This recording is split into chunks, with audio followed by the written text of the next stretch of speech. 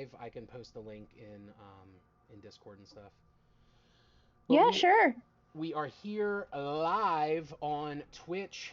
It is the Mahone Capone handle on Twitch. I want to thank you guys all for joining us here. This is going to be session 0 of our Horror Becomes Them horror slash suspense slash supernatural themed campaign. And I'm super fucking stoked about it. I hope everybody else is super fucking stoked about it. It's going to be a fun, grand old time, and we're going to get into it in a little bit here. I just have to get my laptop set up with my creator dashboard. I have that sitting here. So I literally have my laptop sitting on top of my desktop and 2 screens. I'm like ready to roll. And when I shared earlier the link to our Discord and link to our session here on Twitch, I actually got a couple followers. So we went from 69 followers to 71, and right now I have a 100 follower goal that I'm hoping to achieve at some point. So that'll be fun. And let me see who we got here in the chat. So it looks like we have a full house, 10 o'clock on the dot. Well, it's 10:01 now. So I will introduce myself and then bring everybody else on to kind of introduce themselves to everybody. We have 6 players that are going to be playing with us as main characters, and then I believe my stepson, who is my ex-wife's son, he's been helping with moderating the chat and everything, and he got the Discord set up. He's thinking about rolling a character and kind of just playing as like a cameo type of appearance, as well as my brother-in-law. They might both hop in as like cameos. I know it'll be probably a little hectic, but I'm down with it. I'm okay with it. If you guys are all, I'm sure you guys will be good. We'll enjoy it. But I am Mahone Capone, aka Mahoney, and I am the DM for this awesome Horror Becomes Them. And I would like to now give the floor to everyone else so they can introduce themselves. Let us know what you go by, like what your actual name is, and then let us know what your race and class is. And then I'll go first. And I'm only introducing him first just because he is actually a friend of mine in real life. Him and I, have known each other a couple years now. We work together. He is Adam, aka Tugboat, in our Discord. What's going on, Adam? Go ahead and introduce yourself to everybody. Hey everybody, name's Adam. Been in D&D off and on for the last year now. Thanks to Mahone here. Um, I'm playing as a human bard, and yeah, that's pretty much it for now. What's his name? Mikael Iverson. Mikael Iverson. Nice. All right, cool. So there's our bard. All right, and then next up, I will throw it over to let's see, let's go with Beckett. He's also someone that I met in person. I bumped into him at a Little Caesars Pizza, and I had a D&D shirt on, and he complimented it. And I was originally just going to leave, but then I said, screw it, I'm turning around and getting this guy to join my campaign. So here he is, ladies and gentlemen, Beckett.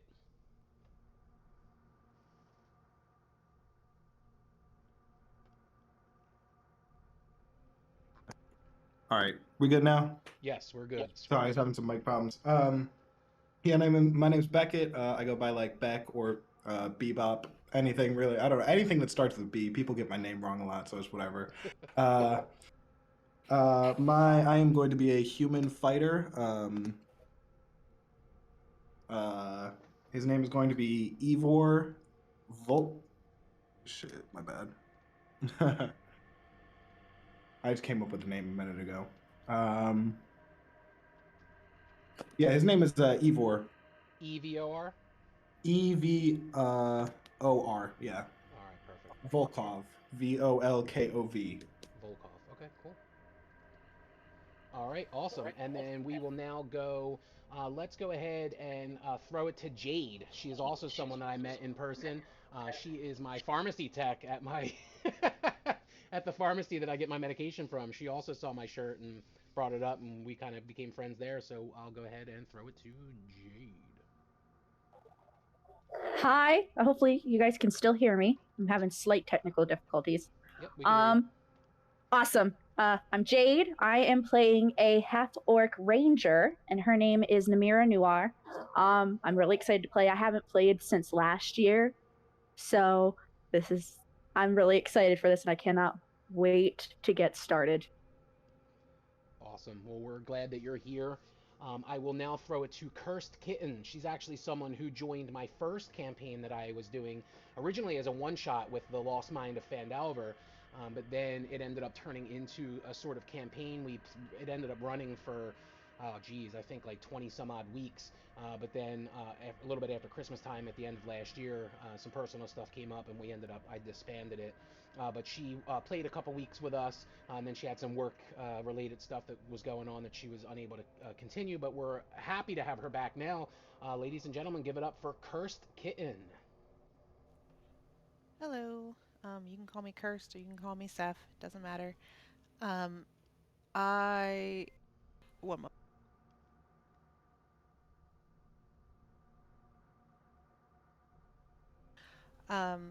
My character is Arrowy Burntfur. I'm excited to play her. I haven't played a cleric before.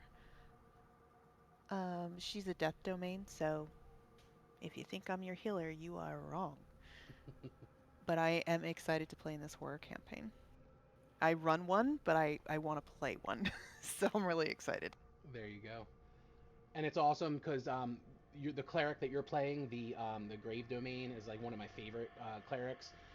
My good friend Amanda, who I play with in person, her character, who you'll see later in the campaign, well, probably at the beginning of the campaign, there is a bard that's playing at the tavern, and her name is Povna, and that is actually a mixture of the two names of Amanda's characters that she played in the two campaigns that we play. And she has a character Revna that is a grave cleric that is awesome, and I love that type of cleric. So I am excited to see your take on it. And then we will go ahead and now bring on Devils, aka Megan.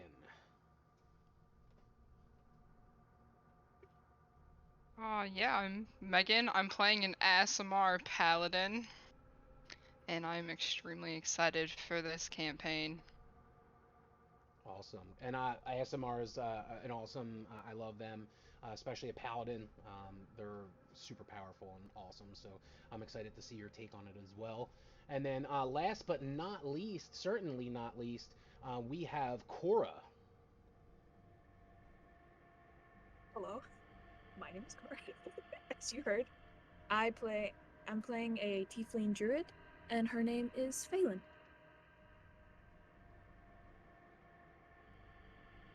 Yeah. Perfect. Awesome. So we're gonna get started here. I don't know if everyone is already in the roll 20 or not yet. If you're not, go ahead and hop on over there so we can get started on there. So what we're going to do is we're going to roll for our stats, so the ability scores, roll for our HP and all that fun stuff, and then we'll kind of go from there. Um, I'm going to open it to the floor. It's up to you guys. I'm prepared to start tonight if it gets frisky and if everybody wants to. We don't have to. This could be session 0 into 1 if you want to do it that way. After we go over like do's and don'ts and kind of, stuff. We'll talk about some certain stuff just to make sure everybody's on the same page. But if you guys want to get into it tonight, we can. I'm cool to be up until pretty much whenever. My Thursday nights are I'll stay up until 5 o'clock in the morning if I have to nights. So I don't care personally. So it's up to you guys if you want to. And if you don't want your um, voices to also come through on Roll20. If you hit the little gear on the top right hand corner of Roll20 and go down to audio and video, once you pop that up, you can go others can hear or see, and then you could put none, and I can hear or see and put none, and then click reconnect, and that'll get rid of the voice in there as well, so we don't have any kind of like clashing voices. And it looks like we have 1, 2, 3, 4, 5. We have all 6 in Roll20, which is awesome. Perfect. And we did have some people watching us. We had some follows by Tarek618 and Shield Maiden _ Helga. So thank you so much for the follows. We appreciate that. We now have 72 followers, and it looks like we're actually there's 4 people watching us right now, which is actually pretty awesome. So, thank you for being here. If you want to chat, go ahead and chat right up in the chat. I could see it. I could read any questions or concerns or anything like that you have. Any feedback, I could read it live if you want to just talk and hang out. I could totally get down with that. And so I don't know. It's up to you guys. Who wants to? Are you gonna just kind of just get your character set up yourselves? Do you want any help? If anybody needs any help with Roll20, I'm more than welcome. I'm more than happy to help you. If you have any questions or need any help with it.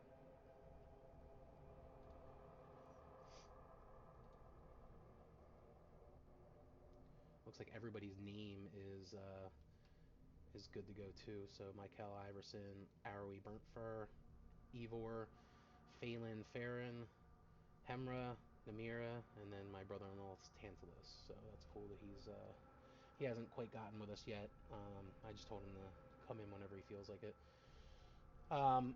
But yeah, don't everybody be so quiet. Are we re-rolling anything? Are there any scores that are too low that you want us to re-roll, or are we just keeping what we got? So if you already rolled your scores, I'll take a look at them and just make sure. I kind of wanted to do it like all together kind of situation, similar to like, in person anyway. Anybody that I've DM'd with, they've always wanted to do it like at the table kind of situation. But I mean, it is what it is. I don't really care.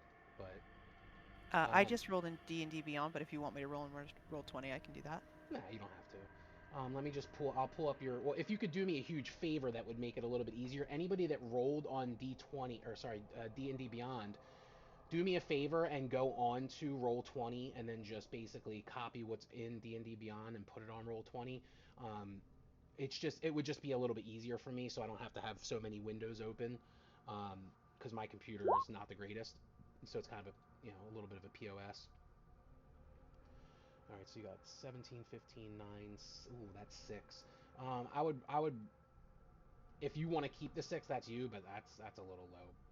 Did you was that rolling 4d6 and re-rolling any ones?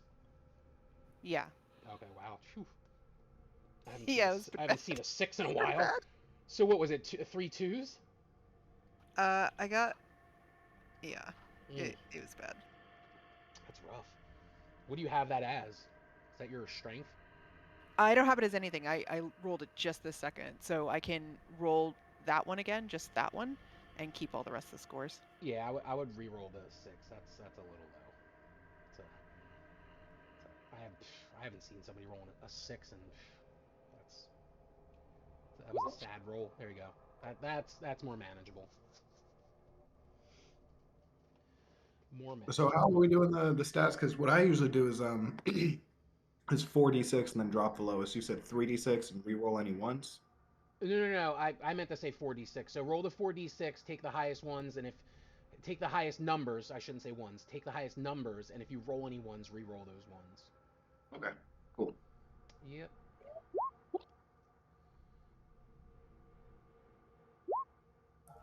All right, and you just want me to convert all of my information that I did on D&D Beyond, the sheet that I showed you before, and just put it right on our Roll20? Yeah, just put it right on Roll20. The character mancer is pretty easy, or you could just manually do it. Whatever works. It's up to you. It's almost self-explanatory. It's super easy. And if you have any questions or concerns, feel free to reach out, and I'll help you as much as I can. Look at Beckett over here rolling. Oh my rolling in the god! deep. Oh my lord, bro! This is hilarious. He came fashionably late to the party, and he's coming here guns a-blazing.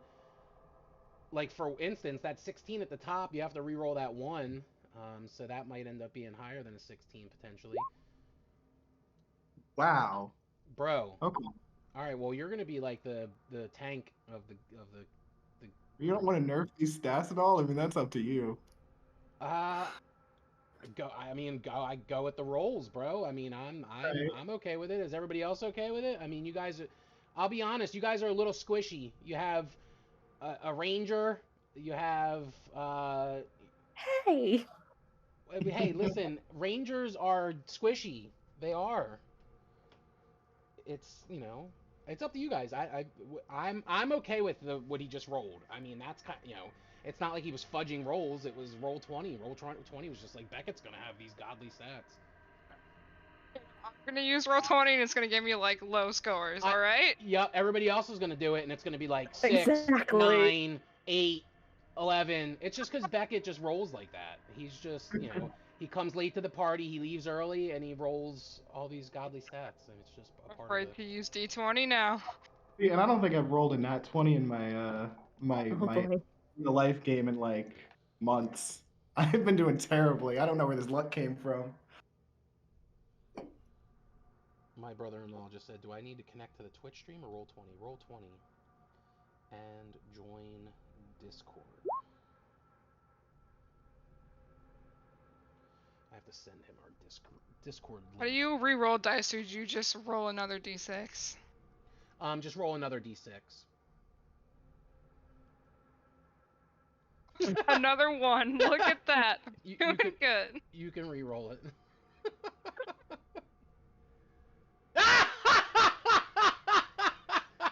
She rolled another one. I'm quitting. No, I'm just kidding. Oh, I that's told you, roll 20 absolutely hates me. hilarious. Yep, that's I'm why sorry. I don't roll and roll 20. I did not mean to be that loud. My voice is loud sometimes. That was fucking hilarious. She's like, Yeah, you want me just to keep that one now? let Because me I roll it will. again. No, you can re-roll it again. But if you roll another one, then you're keeping it. A 2. That's classic. All right, well, you're keeping the 2. 12, yay. That's great. In Viasti. Oh, okay, cool. My brother-in-law. I'm like, what the hell? There's 6 people watching us. Hello, everyone. They are very squishy. Ask me how I know. Look Yeah. it. There's another one in my other one. You know what? It's trying to tell you that you're number 1. You're number I think that's 1. a good thing. You're number 1. All right. While everybody's rolling and everything, I need to copy. Oh, that's the a better link for our Discord score. and invite. It's another 12. But you know what? This is going to sound so dumb. How many do I need to roll? How many times do I need to roll again? You roll 6 times, and it's 4d6, and you only keep the top 3 numbers. So if, let's say, you roll a 6, a 5, a 6, and a 1, you'll re-roll the 1, and then whatever that is, it's just the 3 highest. So if it's still a 6, 6, and a 5, then that scores a 17.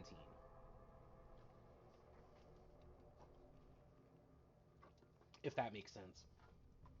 Sometimes that don't make sense. You're really making me do math right now. Yeah. At night. Yeah. A little bit. You're going to kill me. Ones in one go. Yay.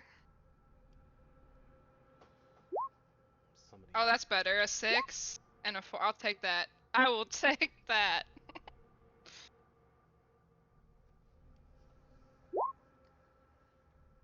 I didn't roll super horrible. I'll take it. She hates math so much. The things I do for you, Jade. I reinstalled Twitch for this. Oh, there you go.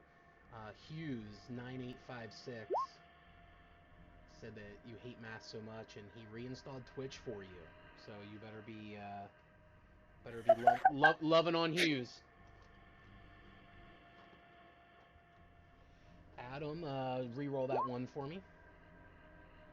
Just do /roll space 1d6, and that you'll replace that number with that from that one.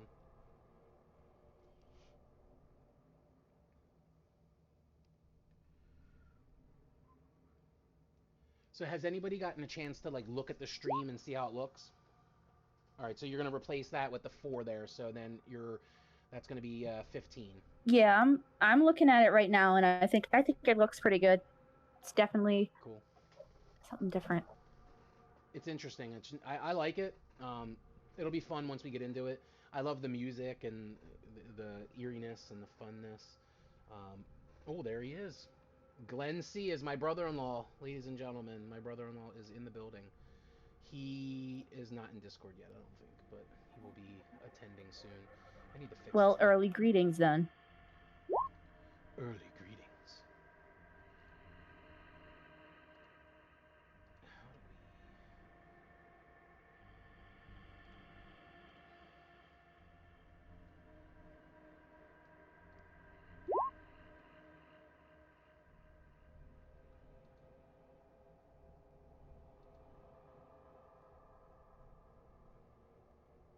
Oh, he left.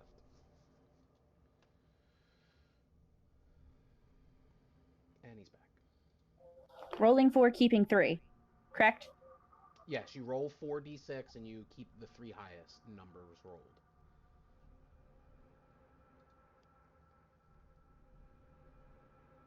I don't know how to change the size of everybody. Like, I don't want everybody's tokens to be that high, because now with the amount of people in here, it's like kind of trying to figure out how to fix it.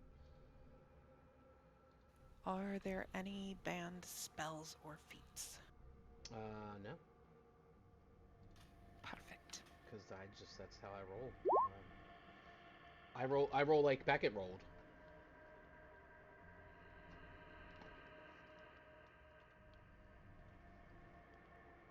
I don't know how to change this, and it's irking my soul. I don't know how to get rid of everybody's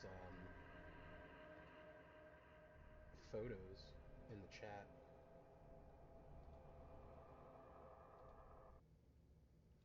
Whoa, what just happened?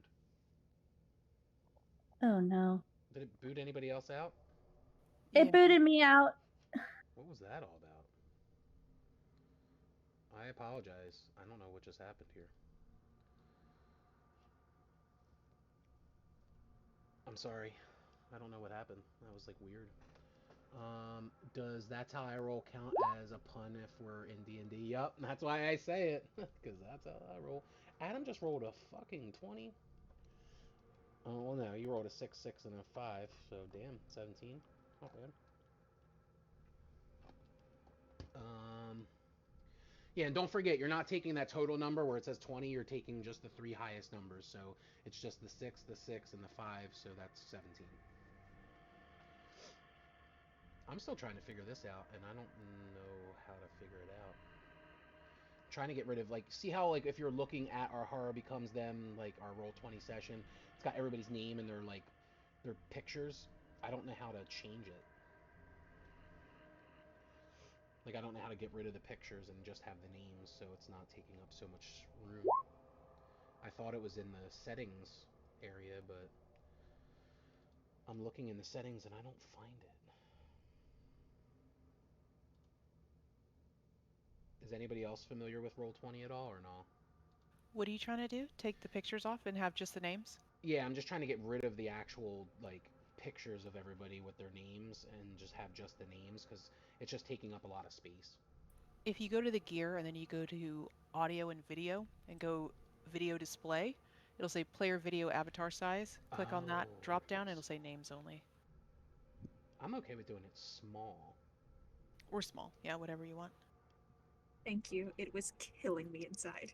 Yeah, it was taking up like all my space. I couldn't see. I'm gonna just do names only, just so there's enough space for everybody. Because it was irking my soul too. Trust me. I'm over here like, how do I do it? I don't know how to do it. I couldn't see I kept filling in the character sheet and I couldn't fucking see. It was killing us all inside. I hate overclutter. So if it's doing that to anybody else, I'm changing it in the stream as well. Go to the gear, then go to audio video, and then go to video display, and then go down the names only. And it'll just show the names. Oh man, excuse me. I know nobody wants to hear me like hiccuping and... I finally got my totals. Thank God.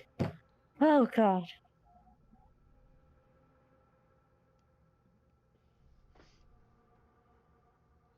My brother-in-law's over here like...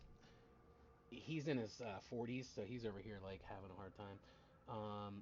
Oh, okay, he says click on... what's the name of this server that we're on? We're under Session Voice. Session Voice on the left.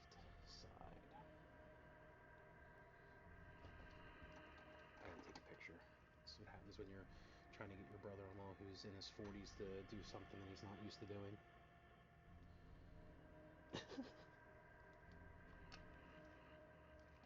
He's gonna get mad at me when he comes in and I tell him that.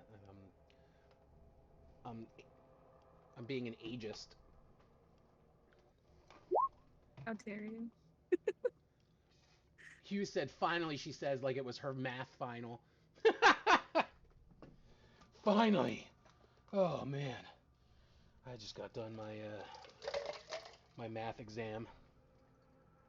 I actually had to do a bunch of math for work yesterday because I have to do these tests. So I'm not. My mind's already mentally done because it was percentage. Percentage based?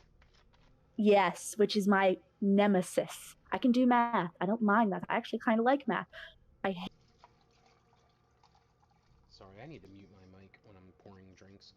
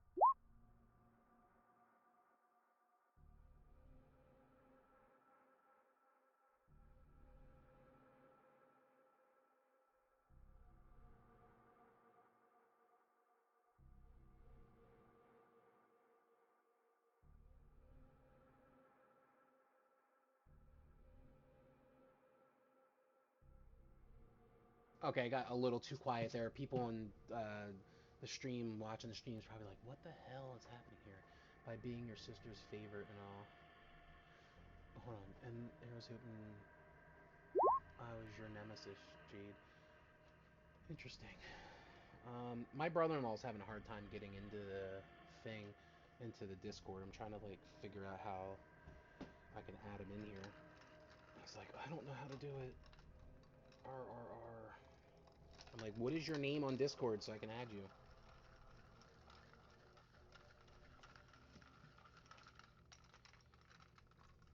Does anybody else ever have a hard time with Discord, or is it just him? Discord's always temperamental for me. I mean, you saw that earlier. Yeah, I'm gonna send him an invite in a second. I just need to figure, because I think he literally just made a Discord just to join on here, and I don't know what his name is yet. He's in the Oh wait, did he go to the wrong? Oh, he went into the wrong thing. That's why. Give me 1 second, guys. I'll be right back. Bro, can you hear me? Oh, he just got out. He literally just got out.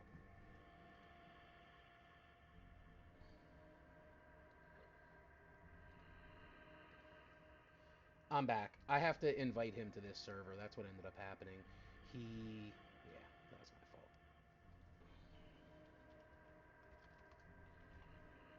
fault. Quick question. What's that?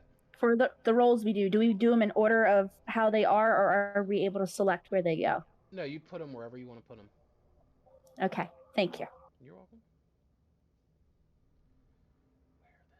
I have 4 12s. Best fucking fantastic. Oh, that's awesome. That's amazing. Mm-hmm. I'm actually really proud of my rolls. I got 2 18s, and the lowest I have is 11.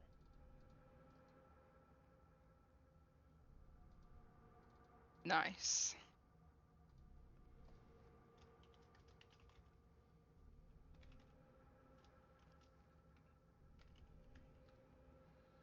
Alright, I'm figuring this out. My brother-in-law, like, I forgot he's in the old Discord. So he's like, I don't know where anyone is. Like, what the hell? So let me just send this to him real quick. And then he'll be in here.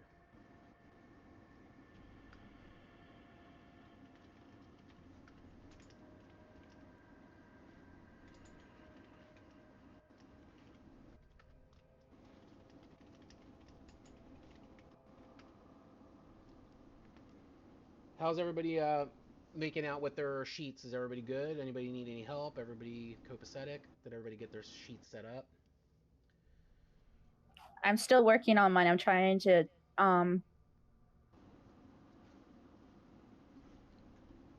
Adams. Adams got his armor class on there. He's got all of his things set up. You just need. You're still working on yours, Adam.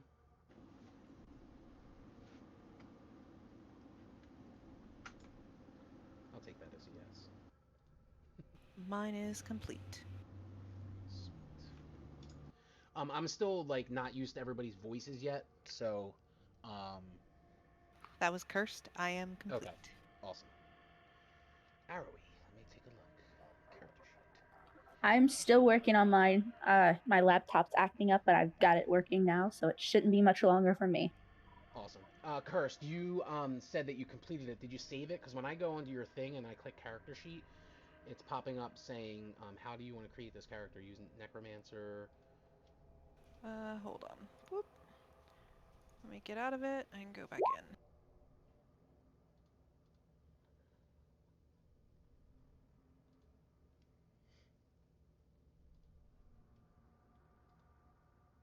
Yeah, because it's still saying.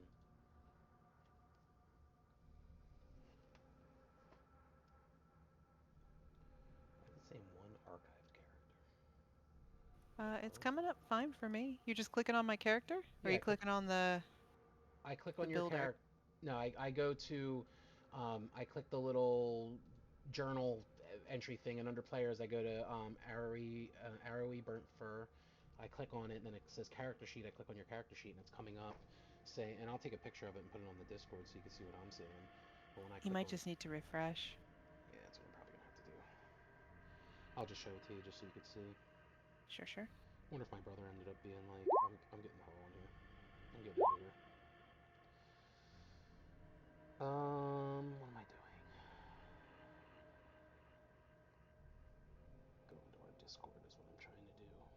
General. And here it is. This is what I see. Do you see I'm gonna it? put everything from D&D Beyond into Roll20 because that's gonna take me forever.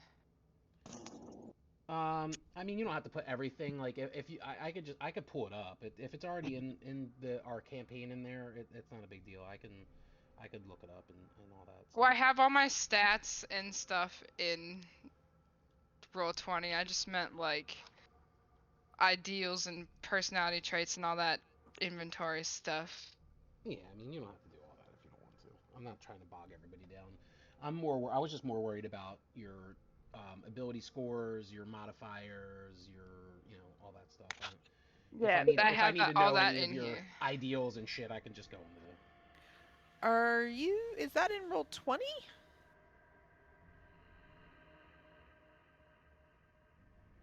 You want me to throw it in Roll20? What? What do you need to throw in? That character sheet that's coming up, that looks like the Roll20 sheet. Yeah, that's where I'm at. Were you not you were just finishing your sheet on the campaign thing. You weren't. Oh yeah, I can throw it in here too. I can just make it up in here.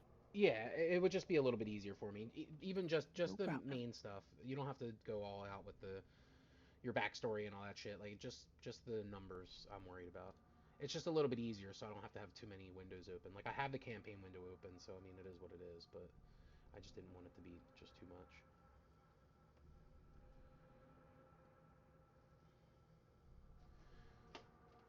And let's see. Can you hear me now?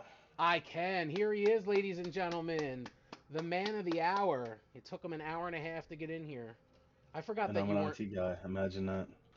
I forgot that you weren't in this Discord server. That was my fault. You were in the. No, I tried to run it from the browser for whatever reason. When I run Discord on my computer as an app, it messes up my computer for some reason. I don't know.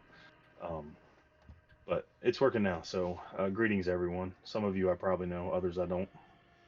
So we have the only one or maybe two that you know. You know Adam. Adam is, we played D&D together in person and stuff on my birthday and everything, so you know him. Yep. What's up, And Adam? then the one that's playing Arrowy Burnt Fur is Cursed Kitten.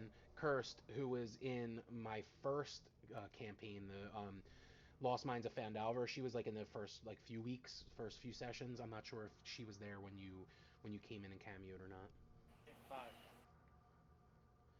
But everybody, this is Glenn. He is my brother-in-law. We have Beckett, we have Adam, we have um, Jade, we have Cora, we have Megan, and we have Kirst. This is Glenn, and Glenn, just tell them a little bit about yourself and who you're playing when you play with us. I think you did most of the introduction, but Glenn, the DM is my brother, but I don't get any favoritism. He'll probably kill my character about 10 times. But I been playing D&D. I used to play D&D. I'm older. Used to play D&D when I was a kid. Got back into it about, I don't know, 6 years ago, 5 years ago now, and absolutely love it. DM our home game right now, Rime of the Frost Maiden, and Tantalus. He is a dark and mysterious blue tiefling. He has ice blue glowing eyes. He speaks with a bit of a posh accent. Um, but other than that, he's a little quiet, a little bit of a dick. So I'll be popping in here and there because I know Jonathan likes to run his campaigns for like 4 days straight. So um, thanks for having me. And he's a ranger, and he's a hired hand, so pretty much you guys would meet up with him somewhere and be like, we need your fucking help to kill these things, and he'd be like, all right, I got a price. Only if the money's right. And then he'll come in and help you guys out. And he'll probably die like 8 times, like he said. Even though he's my brother, I don't have any kind of favoritism. He'll most likely die a lot. Even though he did tell me, he's like, if you kill my character, I swear to God, I will fucking find you and I will kill you. He did the whole speech from what was it, Taken? Yep. I have a particular set of skills. I will find you. I will kill you. I will cut your balls off. He said. Said it just like that. No, I'll just kill all your characters when we play, and I'm yeah. DM. So in our actual campaign, that he's the DM, he'll just give me disadvantage on everything and take away all my inspiration. Negative inspiration. You know how it goes. So, yeah. So. I do want to thank everybody for joining us on Twitch. We still have a steady amount of 4 viewers, not a lot, but hey, as we go along, I'm sure it'll rise there. I shared as much as I could. If you want to join us on Discord, you're more than welcome to. I would just ask you not to join the voice chat. But if you want to join the actual Discord server to talk to us via like messaging, you're more than welcome to do that. You could just type in !Discord in the Twitch chat, and that'll give you the link for our Discord. And if anybody that's playing with us wants to share the Twitch, you could share it to everybody. It's twitch.tv/Mahone Capone. You could share that to the world, all your friends, family, whoever wants to watch a bunch of nerdy people on a computer play Dungeons and Dragons. I did watch the Dungeons and Dragons movie trailer, and it actually looked a whole hell of a lot better than I thought it was going to. I don't know if anybody else took a peek at that.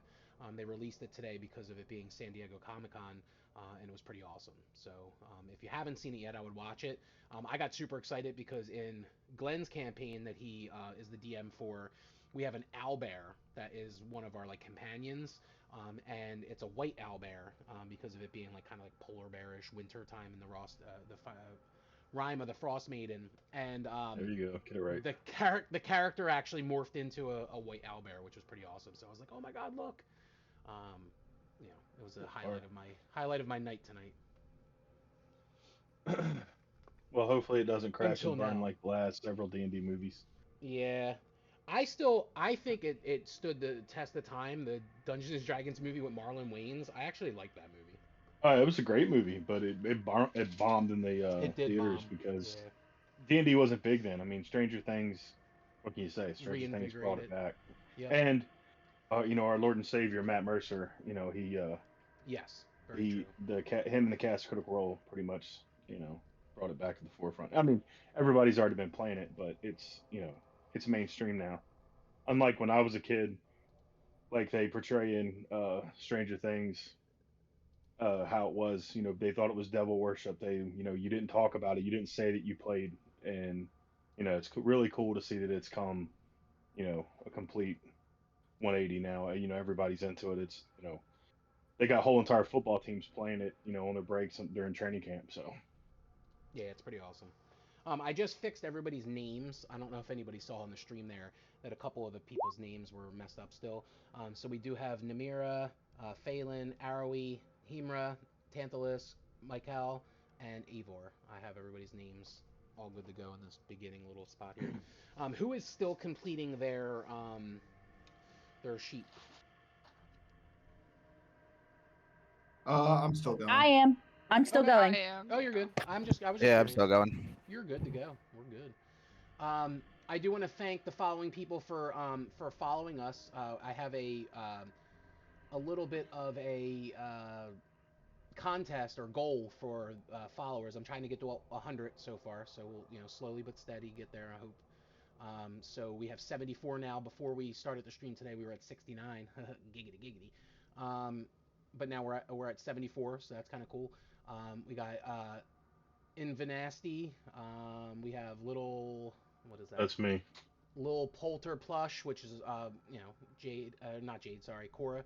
Cora's following us, so that's cool.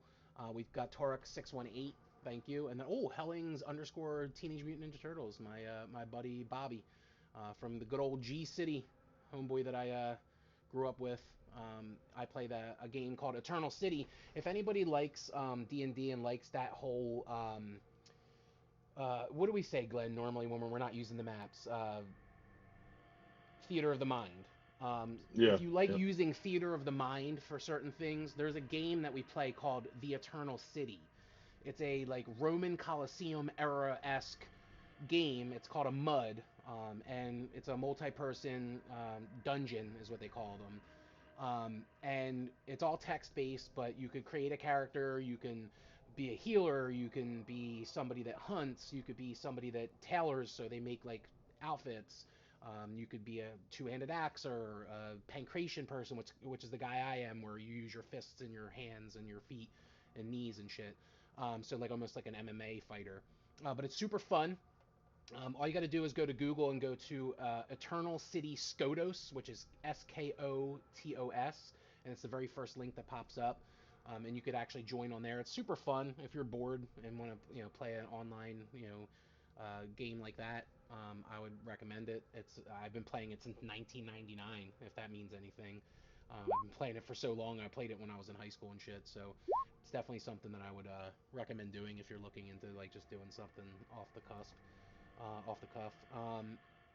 But yeah, and if anybody else has anything to plug, you're more than welcome to. If you have your own, uh, Twitch stream that you do, if you're a streamer, or if you have a friend that's a streamer, I don't care. We could do cross. What is it? Cross promotional shit. We could cross the streams. There you go. Giggity. Anyway, I have a quick question. Do you want us Sure. to include items on here? Because I know we talked about about my character and about the bows and the axes and whatnot. Yeah, so if you picked your weapon and you have other items, you could put them on there. If you already made a D&D Beyond sheet, you don't have to transfer the items over. I can go and look and see what you have on the D&D Beyond sheet. But if you Alrighty. if you didn't make a D&D Beyond one, then I would put them on this one on Roll20. So yes, shout out to Hellings. Thanks for following, Bobby, and then also Hughes 9856. I say 9856. It could be 9856. I don't know. 856 was my area code growing up. So shout out, represent Camden, New Jersey. Hey there, hey there, Dirty Master. Yes, It's we're level 5, right? we are level 5. So yes, you are Okay. gonna Yeah, I upgrade didn't get a from chance to 3 to bust 5. him up Nah, earlier you're today, good. so I'm gonna do that now. Aren't you excited that you're gonna be actually playing a level 5 Tantalus? You haven't gotten that far yet. I am. I am. A nice little. It's We gonna went be from a level beast. 1 to level 3 to level 5. Yep. It's Real very quick, nice. And how all I are got was a stupid HP? T-shirt. Yes. What's up, Adam? Or how are we rolling HP, or how's that working? So you pay attention to what your character's HP hit dice are. So it should be like for the first level, it's like a 1d8, 1d10, 1d6, whatever it is based off your character, and then Okay. you roll that again for each level. Okay. So if you're level 5, you're gonna roll essentially 5d10 or 5d8 or 5d6, Okay. whatever. Do you want us to Okay. roll, or can we take the average?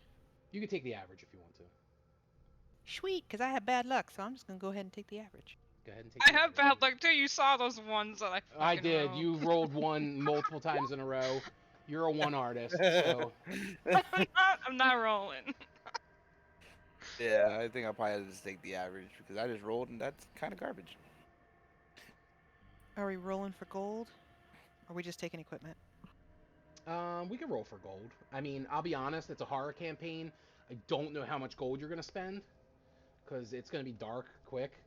I'm just throwing it out there. You'll need this, it's gonna be kind of like, think of like Walking Dead or like a post-apocalyptic, you know what I mean? Like it's gonna get dicey. So I don't think you're gonna be walking into like a shop and the shopkeeper's gonna be like, oh, what can I get you? The shopkeep's fucking hiding somewhere because his family just got murdered. So you're gonna have to like scavenge for shit. So money's really not gonna be like a thing essentially. I should take purified food and drink so it's not poisoned or diseased. I'm gonna do the same thing with rolling HP. I don't. If you roll a 1 for HP, you can re-roll that one. I'll allow you to re-roll it once for HP. All right.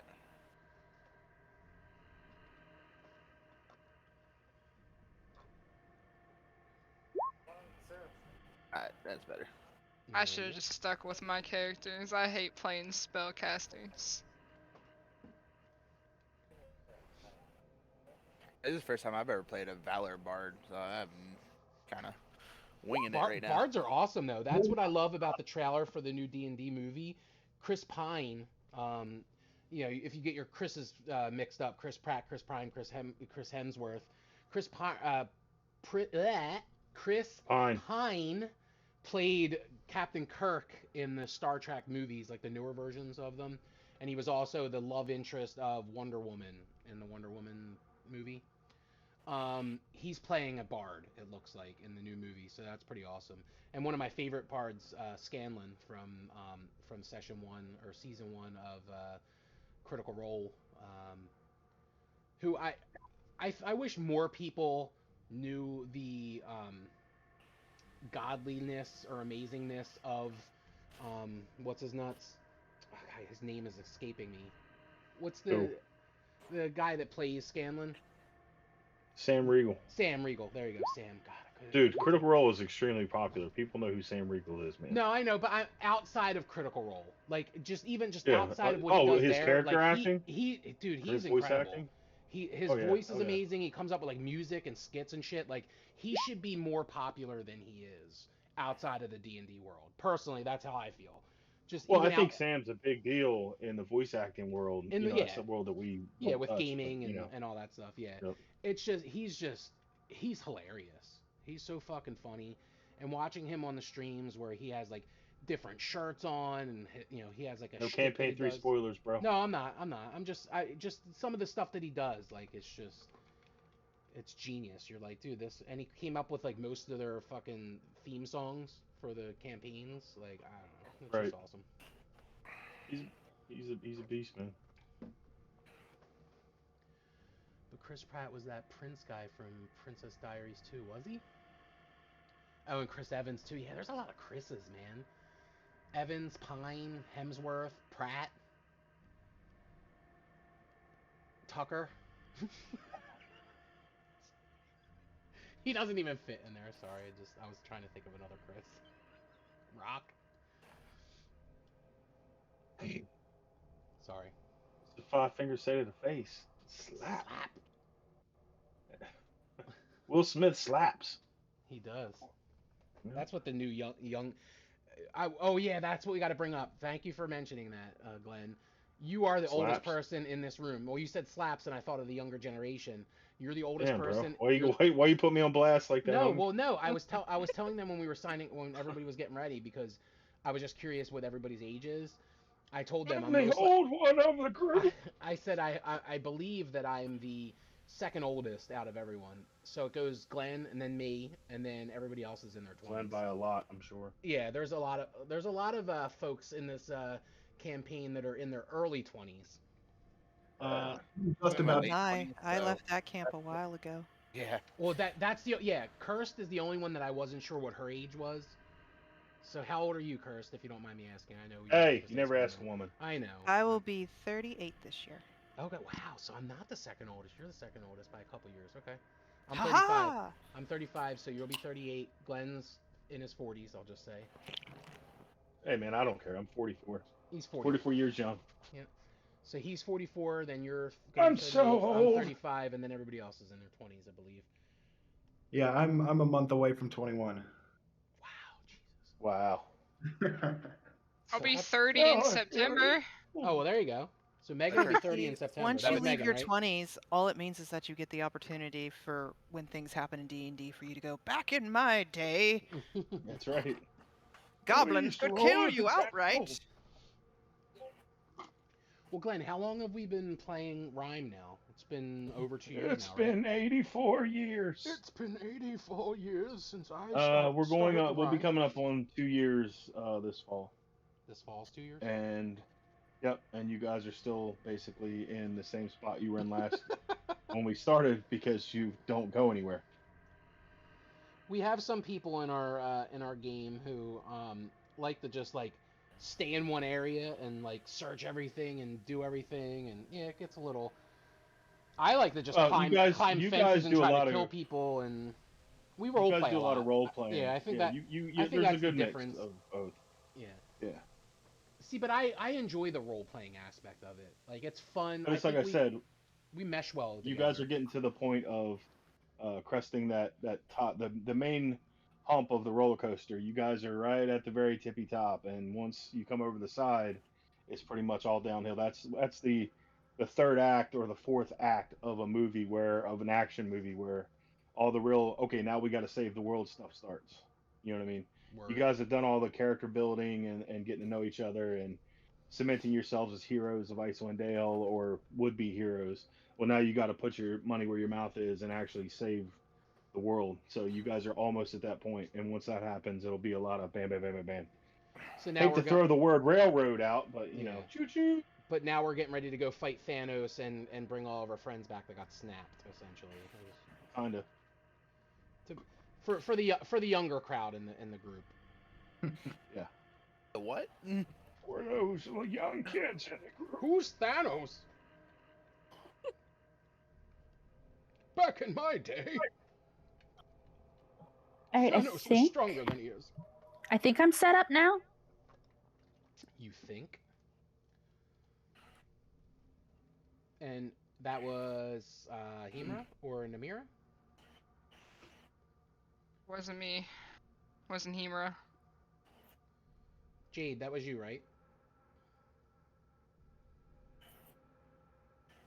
Silence. I was always told silence is golden. That was in high school. Thank you for the follow, Fire Frenzy 42.99. Much appreciated.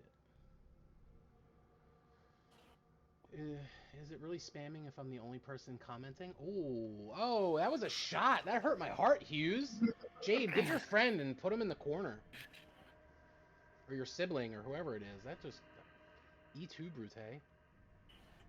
Oof. Oh, you got a bot on bouncer duty on the chat, man? Yeah, Nightbot came up and said, "You're mistaken. Stop spamming in caps." Gave him a warning. I just have Nightbot set up because I was told that Nightbot is something good to have as a on in your. Well, that way you don't get on the click here to increase your penis size by blah blah blah.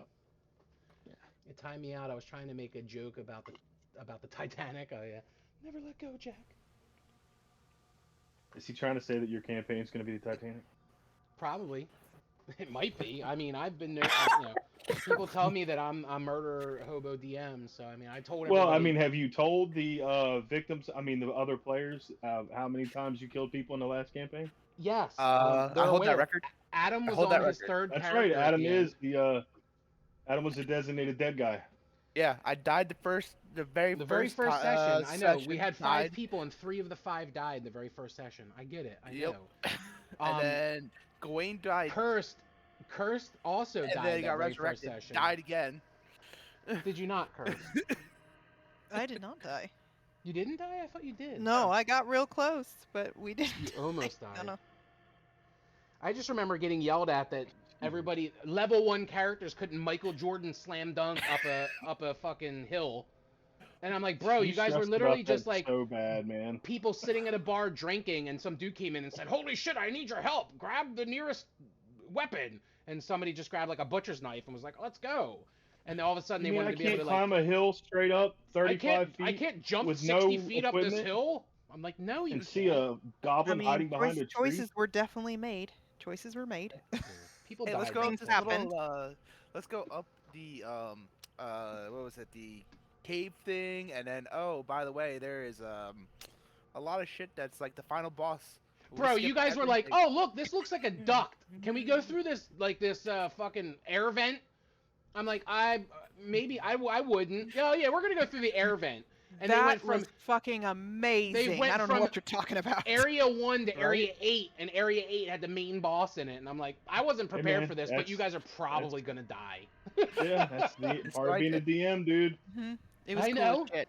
I know. Hey, It was but you know, fun. my favorite part was when the one guy was beating the living shit out of like 4 guys, and then I came over and it was, being Tantalus and cut the one guy's ear off to get him to talk, and then the guy was like, "I don't agree with that kind of violence in the game," and I'm like, "You Yeah, just he got all beat 3 mad and guys to upset that death Glenn with cut the your guy's fists, ear off, but dude." the dude was like beating all these guys to death. Like he hit him twice and killed the one guy. Like he did Yeah, like what they call it in golf, like a hole in one. Like literally he punched this guy's yeah. face in one hit and killed the guy. But then Glenn cut the And guy's then he ear, turned the one around and guy's killed ear the off, and other he was just guy. mad. He was like, I don't Yeah, like that type of violence. Like, what, bro? What the yeah. fuck are you talking about? He wanted to PvP me. I'm like, "What are you doing? We're on the same team, bro." Yeah, same team. Oh And no, didn't I okay. save his ass with the arrow? You Didn't did. I like roll a natural 20 and shoot You, 2 guys with the same arrow? yep, Yeah. you Yeah, saved lives. yeah. So, but hey, you're not cool because you cut a guy's ear off. Yep. Why do you gotta go and do that, Glenn? Cut people's ears off. God damn. I thought it was what was his name? The artist, the cut his ear off. And go. Yeah, there you go. I thought he wanted to be Van Gogh, so I was helping him out. Oh, I thought you were doing a Reservoir Dogs callback. I thought you were getting No, ready to do no. that dance and listen to that one song in Reservoir Dogs and cut the cop's ear off. That That was another probably great went one. over all of the 20-year-olds' heads. No, that was Oh, actually my motivation for doing that. I've seen that movie like I don't know a million times. Reservoir Dogs. Yeah, is that so was good. my exact Tarantino's first motivation. I movie. just didn't do the dance. Hughes said no. He was talking about the "it's been 84 years" joke. That's what Ah. Hughes was talking about. I don't even know if Hughes All is right. a boy or a girl or what. Hey man, it's 2022, dude. Doesn't matter. I know, yeah, I know, but I don't want to misgender anybody. That's the only. I didn't want to be like, I gotcha. she's so funny, and then no, I'm who? Yeah, I don't want to get anybody upset. So, have you, and this isn't me trying to like waylay your session 0 here, but have you gone over? Because I don't know what I missed. Have you gone over rules and regulations? No, we haven't yet. and- We're I was waiting for everybody to get their character sheets all set up, ready to go, good to Oh, go. okay, all right. Once everybody was ready with that, then I was gonna go over like do's and don'ts and rules and all that fun stuff. Okay. So is everybody done with their character sheets? And I'll go and look and just make sure everything looks copacetic. For the most part, I still. I'm working almost on just typing in my last battle Done maneuvers. with All right, my you're good. D&D Beyond stuff, but Can't you link D&D Beyond to Roll20, or did they stop that once? You Um, can do it. You need to get the extension, the Yeah. Beyond 20 extension, and it'll roll straight in. Yeah, I have the Dude. yeah, Evor's character sheet's not coming up either.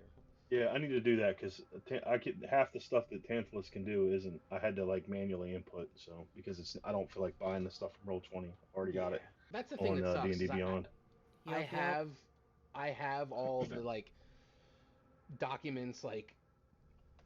Remember back in the day when you bought a video game, it was Hello? a physical copy. They didn't have like. Hello. Hello, who's that? My audio. Jade, she keeps cutting out. Jade, I would just go on your laptop with the audio. I know you were trying on your phone, but I would do it on the laptop. You said, I'm a girl, but I'll respond to either. All right, bro. Thanks. Hello? Can you hear me? Legit. Can you hear me now? Good. Jade, we can't hear you. Jade. Jade. Nope. Technology is not being nice to me today. Hey, I got my ass kicked earlier, so you know, I can relate. And I'm an IT guy, so. Jade wants me to check her sheet to make sure everything looks good. Oh, you Okay, I think dirty girl. What did you, Jade? think What I did you got it. roll for? What were your numbers? Maybe. Jade, can you hear us? She's like, maybe. I can hear her, but I don't know if she could hear us. You might just want to use the audio in Roll20, Jade. I might have to, or I might just have to switch to my laptop. Yeah, I would recommend either switching Give me to one your second. laptop or go to Roll20 and do it. Also, if anybody wants to make their character in DDB but you don't have books, I shared all my content. So you should have everything. Oh, cool. Sweet. I didn't realize you could do that. Yeah. I'm just It's trying super to. nice You because can when I share it first got inside on there, I Roll20. didn't want to buy a bunch of stuff, so my brother shared his content, and I was like, oh, that's so nice. So once he Oh, that's shares it with pretty you, then you could share it with other people? No, I ended up buying it because I was running Oh, campaigns and I needed them. true. Well, that's what I was Hello? getting at before. Jade, can you hear us? Yep. Hey, there we I are. can hear everyone now. Thank Okay. goodness. Okay. What are you on your laptop now? Yes, I couldn't hear Yeah, just stay on your I couldn't laptop. hear you at all. I couldn't hear half of what anyone was saying either. Yeah. I'm looking at your sheet now, Jade. Okay. You rolled godly with the one roll. You rolled 4d6 and rolled a 6, 6, a 6, and a 1. And then I'm guessing that's what you put as your strength Yes, score? I did. Because your strength's a 20. I was like, Yes, damn, I did. girl. 20 for strength? Mhm. All right. Oh, this fucking laptop. All right, cool. So you got 20 for strength, which is a +5, 13 for dexterity, which is a +1, 54 HP. Okay. Oh, your armor class is a little low, so you're a little squishy. The only thing I would recommend adding We in don't there to talk make it a about little bit that. easier, add your weapons, like so you can add your damage and stuff.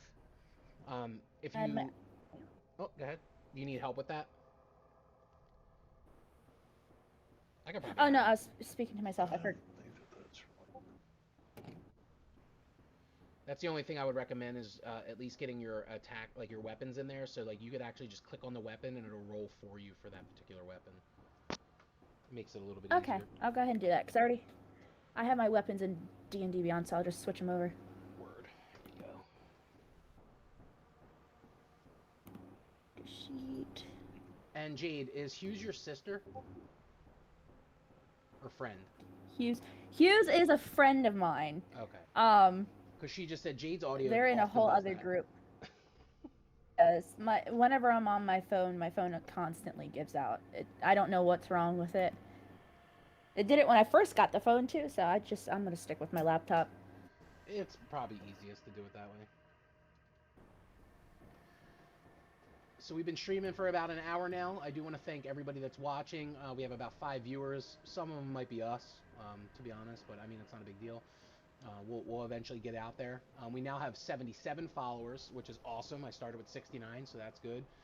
Thank you again to Fire Frenzy 42.99, Hughes 98.58. That's me. Hellings TMNT, Invinasty, which I believe is Glenn. That's me.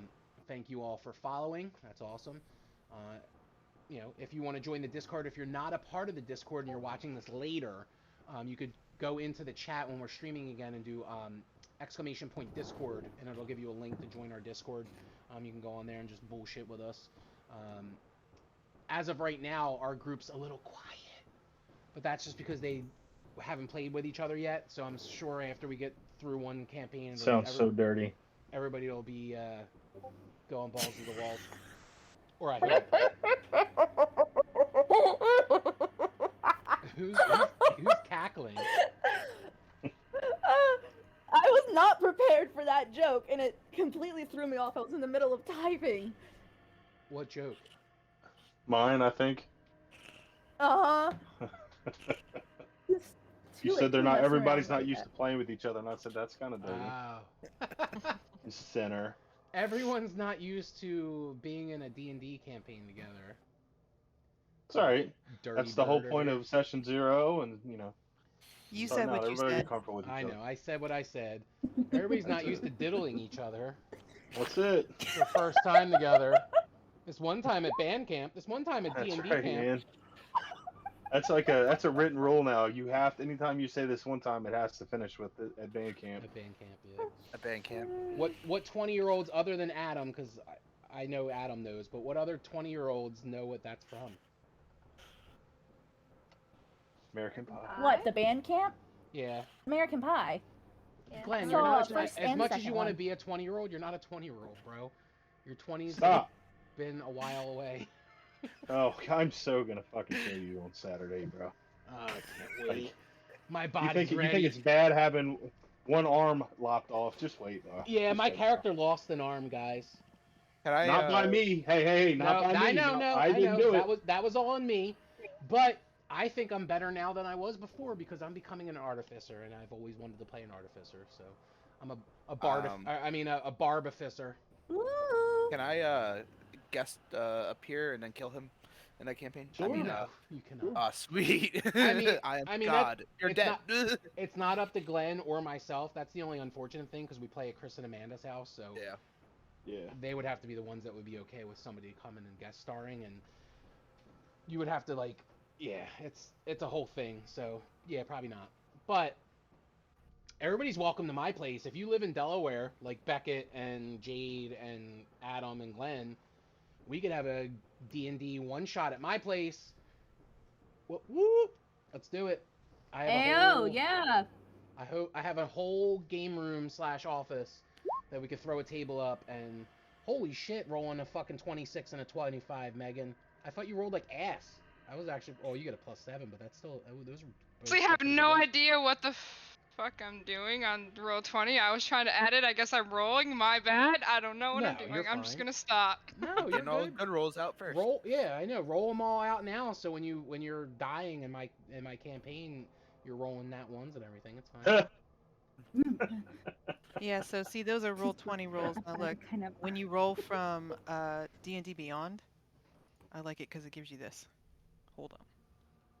Wow, I'm gonna get my shit rolls out right now. Yeah. It gives you the damage From already. D&D Beyond. Hang on, I got this. Yeah, if you guys have D&D Beyond, if you want to roll from D&D Beyond, I don't care where you roll from. You could roll in your living room and take pictures of it. I don't give a shit. I know Glenn will roll, but he's not going to take he'll take pictures of like Okay, probably good. his Because junk I and bought send it pretty to me. dice on D&D Beyond. I have a whole Me too. I have a whole Gremlins bag of dice, and I have a tower that looks like an actual tower. I'm Did sorry. you just slam like, your fist on your Will table? that show on Roll20? I got a tower! yes, I did. Get to the chopper! Sorry. Alright, D&D Beyond. Yeah. Yeah, and then you just click on the pink box that says longsword, and it'll roll your damage. Pink box. Sorry. Hey, baby. I mean, y'all better watch out if you're gonna set the bar that high. All right, so Hey. Because I didn't know. I didn't know where that bar was. let's just that's a good segue into our rules and regulations and all that fun stuff. I know you guys are still Great, now it's the HR talk. poking and prodding with your character sheets, but so I'm a very dirty person when it comes to jokes and things like that. So I want to make sure everybody's on the same wavelength when it comes to cracking jokes, making jokes. Obviously, there are some jokes that are off limits, off the table. I'm fairly certain we're all adults here. We know what those jokes are. Let's not make it about race or religion or sexual orientation or, those type of jokes. Unless you're talking about, blowjob, giggity. We could make jokes like that, but I don't want it to be specific towards a certain person or whatever, or a certain race or religion or sexual orientation or all that stuff. Also, Can I want say to know. something on that? Yeah, go ahead. Just to make sure, since you're broadcasting this out to the whole interwebs, have you put a disclaimer on the Twitch? Yeah, Twitch anything is that says 18 like plus. Okay, and that basically anything goes to an extent. I mean, I don't want you getting your hemmed up or whatever. So No, I won't get hemmed up. It's a 18 plus stream, so. okay. Proficiency. So I also want to know what everyone's like because I know there's some people who have triggers. So that's a big thing. I don't want to. My last session, I'll just throw it out there so you kind of get an understanding of what I mean. So the last campaign that I played, there was a scene where this girl was an NPC and she went missing, and everybody was trying to figure out where she was, and she came back and she was all like beat up and bloody, and she basically was captured and tortured. And when she came back, she had almost like PTSD type of, like, she was like really upset and was like withdrawn from everybody, and she wanted to just stay in her room in the inn. And when they went to go talk to her, she wouldn't answer the door, and Adam's character actually went through the window to see like what the hell's going on. They found her dead, and I made it seem like she may have killed herself, but I knew she didn't. I knew she was murdered, but the way I left it was kind of like, holy shit, did she, commit, what I mean. But it was triggering to somebody. They got really upset about it. We didn't have a session 0 like this to where we knew what and what not to talk about. Nobody ever really brought it up, and we were playing a campaign where very first session, people were fucking 3 people out of the 5 people died. So I didn't really, I didn't think anything of it. I didn't really think it was like a big deal. But hindsight's 2020. Obviously, it was an issue. So I just want to make sure that if there are triggers out there, you say it. Just so we, I don't want to discuss this, or I don't want to discuss this. Because this is a horror-based themed campaign. People are going to die. There's going to be brutality. There's going to be blood. There's going to be guts. There's going to be... It's going to be bad. So I want to just make sure when I'm coming to, for descriptions of how people are dying and shit, it's not going to bother anybody. So if anybody at all, right now, or forever hold your peace, kind of like they do in weddings, tell me if there's anything that's off limits so I know, so I can make sure that I'm not touching base on any of those things.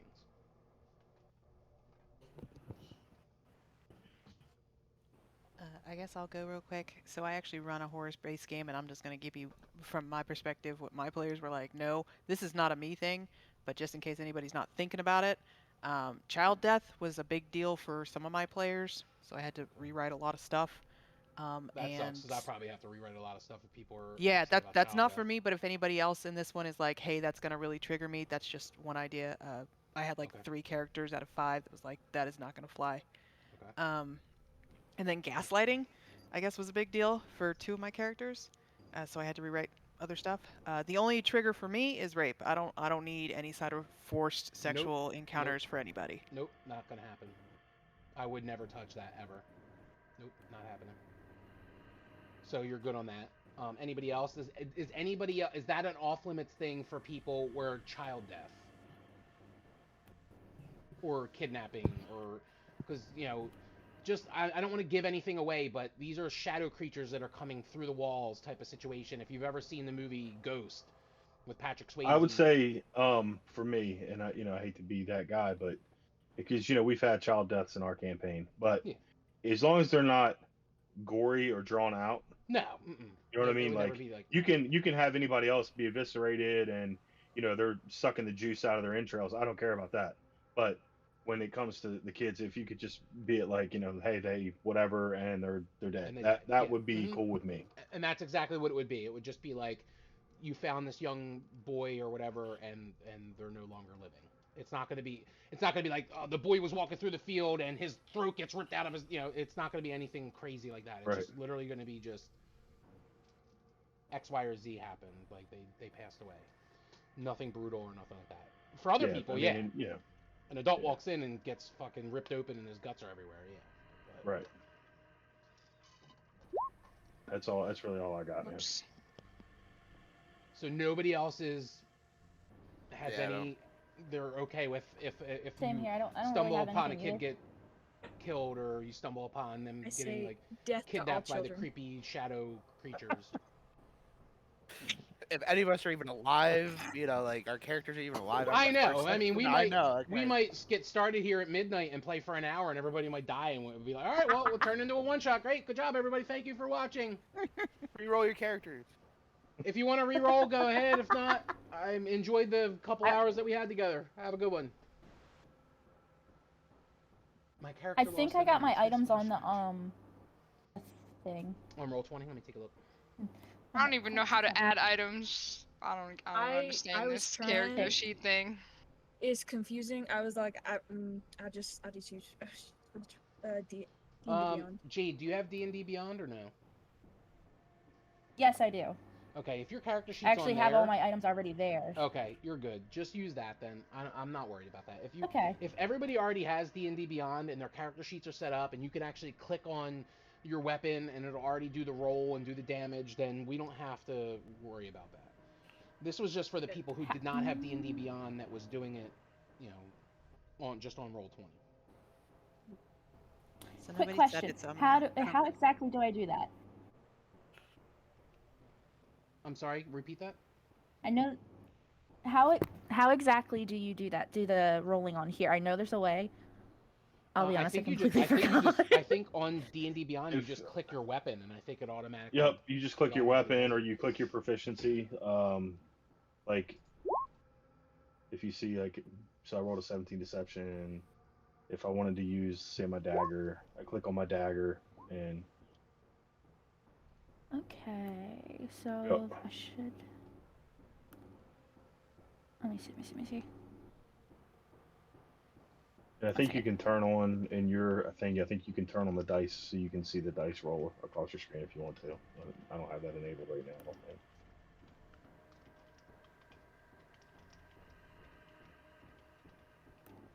Yeah, I do know how to do that part. I'm just trying to figure out how to do the click. Yeah, like if you have D&D Beyond. So you just like, go under. Yep, right there. So she Yep. just did it. She did a charisma save.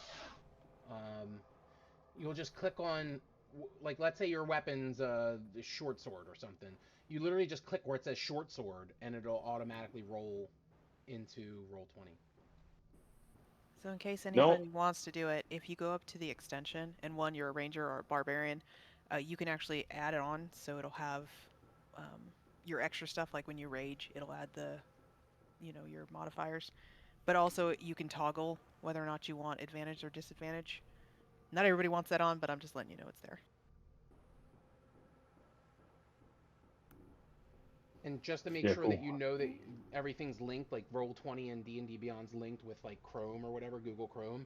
On the bottom of Roll20, it'll have like the chat thing where you're trying to chat with everybody. It'll say as whatever your name is, and it'll say send, and next to it it'll be like a red D20 with the D&D Beyond B in it, and that's how you'll know if it's linked together.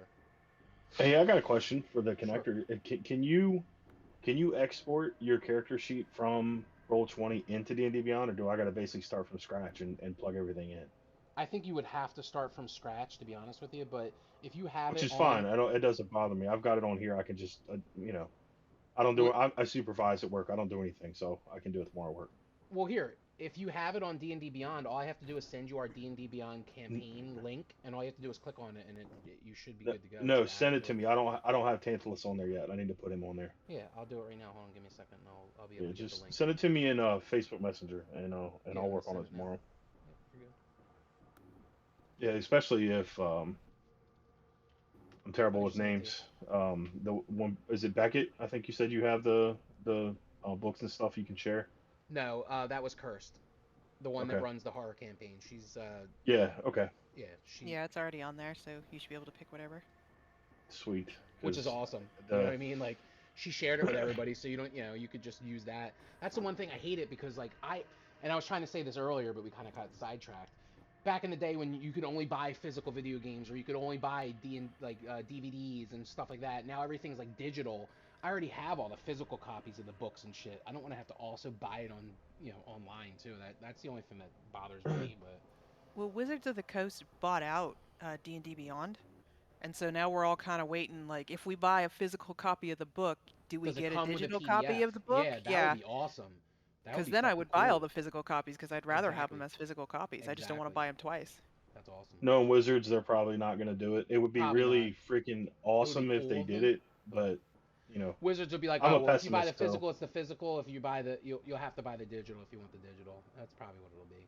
Or Or be they'll extra. do something crazy like if it'll you be buy like the physical is like the $20 limited by edition. itself, but if you buy the ultra edition for $40. Yeah, You'll the get limited the edition or copy of whatever, or the special cover, digital you or get whatever. the digital for free. Yep, exactly. Capitalism.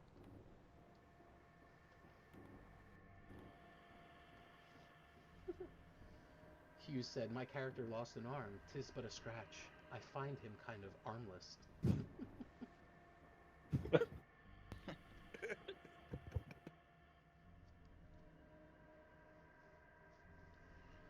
77 followers. Here we go. 23 more to the big 100. I did maths, just like Jade. So not to kick you back into asking questions, but um, I what does everybody want? I'm not trying to step on your toes here, man. You can No, tell you're me to good. shut up, but Yeah. what kind of immersion does everybody want? Do you guys want like serious role play, like or do you want just a fun, have a good time, do voices if you want to, just whatever, blase kind of, laid back kind of thing? Because in our campaign that we're running, I failed to do a session zero, mainly because we did character creation off of a one shot because Rhyme of the Frostmaiden hadn't been released yet, and I wanted to get everybody ready. So I kind of did a half-ass one or session zero, but we never covered everything, and we've had some issues that have come up. So we did kind of a mid-campaign session zero, and one of the things that I wanted to make clear was what kind of game does everybody want, and we found out that some players, surprising to me, wanted more immersion, and other players wanted more, just having a good time, laid back, don't give a shit, kind of a feel. So, what does everybody want? Do you guys want more of an immersive game where it's more serious, or do you want a laid back kind of a game? I'm personally down for anything. Uh, Same. I'm chill with either. I've done I mean, I both. feel like there's definitely a Laid back balance and a that bit can more be struck serious. because you can So have a lot of fun and just kind of be jokey and role play while still like keeping a relatively serious tone in the more serious parts, you know? Yeah. Yeah. Because I would Yep. definitely like a few kind of jokey conversations and keeping things light, but I also want to make sure because this is like a horror campaign, I want to make sure that those heavy moments still hit. Yeah, I Now I agree. have a quick question for everybody because I know my voice is normally loudest out of everybody, and I kind of cut through. So, and I just noticed there, and I'm No, sure it wasn't not malicious or you. anything. I just want to make sure because sometimes it's hard. Like when you're in person, you can kind of see like when somebody's getting ready to talk, or if somebody wants to talk, they'll kind of like put their hand up or like make eye contact or whatever. It's a little hard over online. So just be mindful if somebody's talking. Wait until they're finished, and I want to make sure everybody can hear everybody because it sounded like a couple people were talking over each other. So I just want to make sure that everybody's good to go and you can hear everybody talking, so you know that somebody's still talking. mm. Like, has everybody been able to hear everyone? Yeah, at least I Yeah. have. Yeah, I just turn people up if they're too quiet. I can now.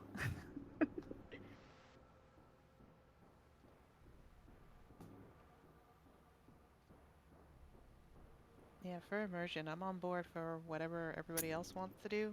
As long as nobody's metagaming. And I'm glad that Glenn Yeah. actually brought that up because I'm the same way. I was gonna bring it up. This is horror, so I want it to be a little bit more on the serious side. But being the jokey type of person I Super am, serial, bro. I'm so super serial, guys. Um, I know that it is going to have some jokey parts to it, and that's fine. I want everybody to be able to have a good time, and that's what I'm here for. I'm here, I'm not a rules Nazi. I'm not a stickler for certain things. I want everybody to have a fun time, enjoy what they're doing, and just have a great time. So, but I want it to be serious in certain parts because it is horror. So I want moments to where like if X, Y, or Z happens, you're like, holy fuck, I didn't see that coming. Like, holy shit, that scared the shit out of me, or whatever the case may be. I want you to look back and like pull your, I'm married, so and my wife doesn't play D&D, so I want you to be able to go to your, relative or friend or spouse who doesn't play D&D and D and has no idea what you're talking about to go and ramble to them for 20 minutes about, holy shit, I was playing this campaign and this fucking creature came out and it ate this person's head and holy fuck, it was awesome. And then be like, yeah, okay, sure, yeah, I don't care, but yeah, because that's what my wife does. She'll be like, "Oh, that's cool," but I know in her head she's like, "Please stop talking about this," because she's just not into it, which is fine.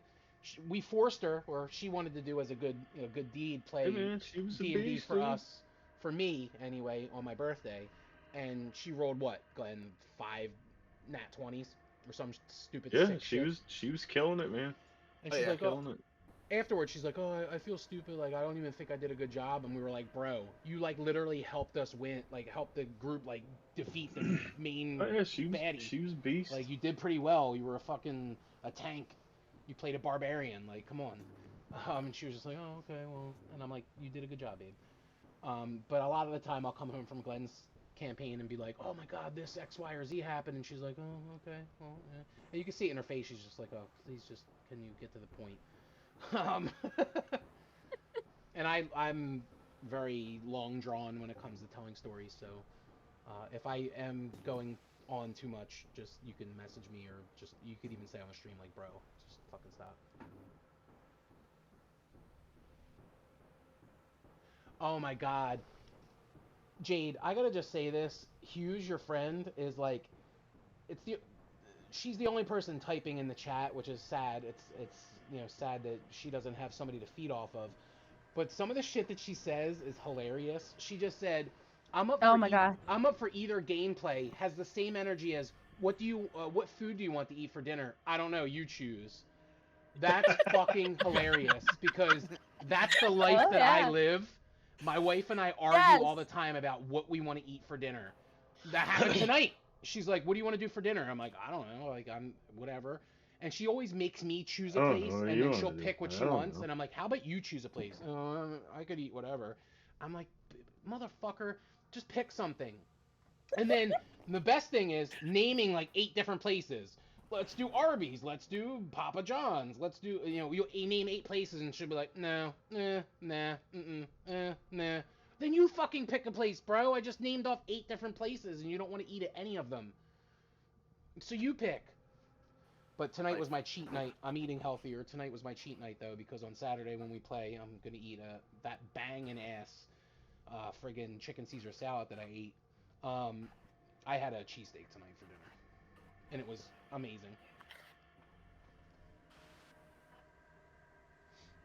Don't understand. You don't understand. Maze is always like this. Well, I call them Maze. They says Hughes in the chat, but it's Maze for me. They're always like this. They always have something banger to go off of. I'll be honest, most of any kind of depression I could have has been cured just by some of the things they leave in our group chat. No lie. I feel that they're going to be a stalwart of our streaming. I hope. Thank you for being here. I hope you come in and she just typed in all caps and just got fucking obliterated by the bot. Yeah, Nightbot said, "No, motherfucker, get the fuck out of here! Stop spamming caps." No. Gave you a warning again, bitch. That's your second time. Oh no. Don't use caps, please. I'm not the one doing this. It's Nightbot. Lower she put lower caps. Ayy. That's great. Oh my gosh. Oh man. So now we have 7 people watching. What up? We've been streaming for an hour and a half. Is everybody done now with their sheets and everything, so we can? So, yeah. Okay. Awesome. Yes. I'll be honest, I am still very sorry. No, you go ahead. Okay, I was gonna say I'm still very confused by the weapons thing, but I'm sure I'll figure it out. I think my computer's just being a jerk. Yeah, it's not the end of the world. We'll help you along. So nobody else has any kind of triggers or things they don't want to talk about during the game or anything like that, because once we get going, if I hit a thing, I'll be like, I said multiple times, I'm round it back. I said what I said. If you didn't want to hear about a dildo going in somebody's butthole, I didn't want, you know what I mean?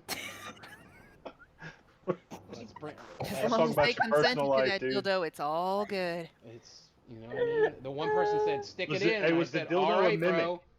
And they just let it happen. It was the what? It was a dildo a mimic. It gives a whole new meaning to eating ass.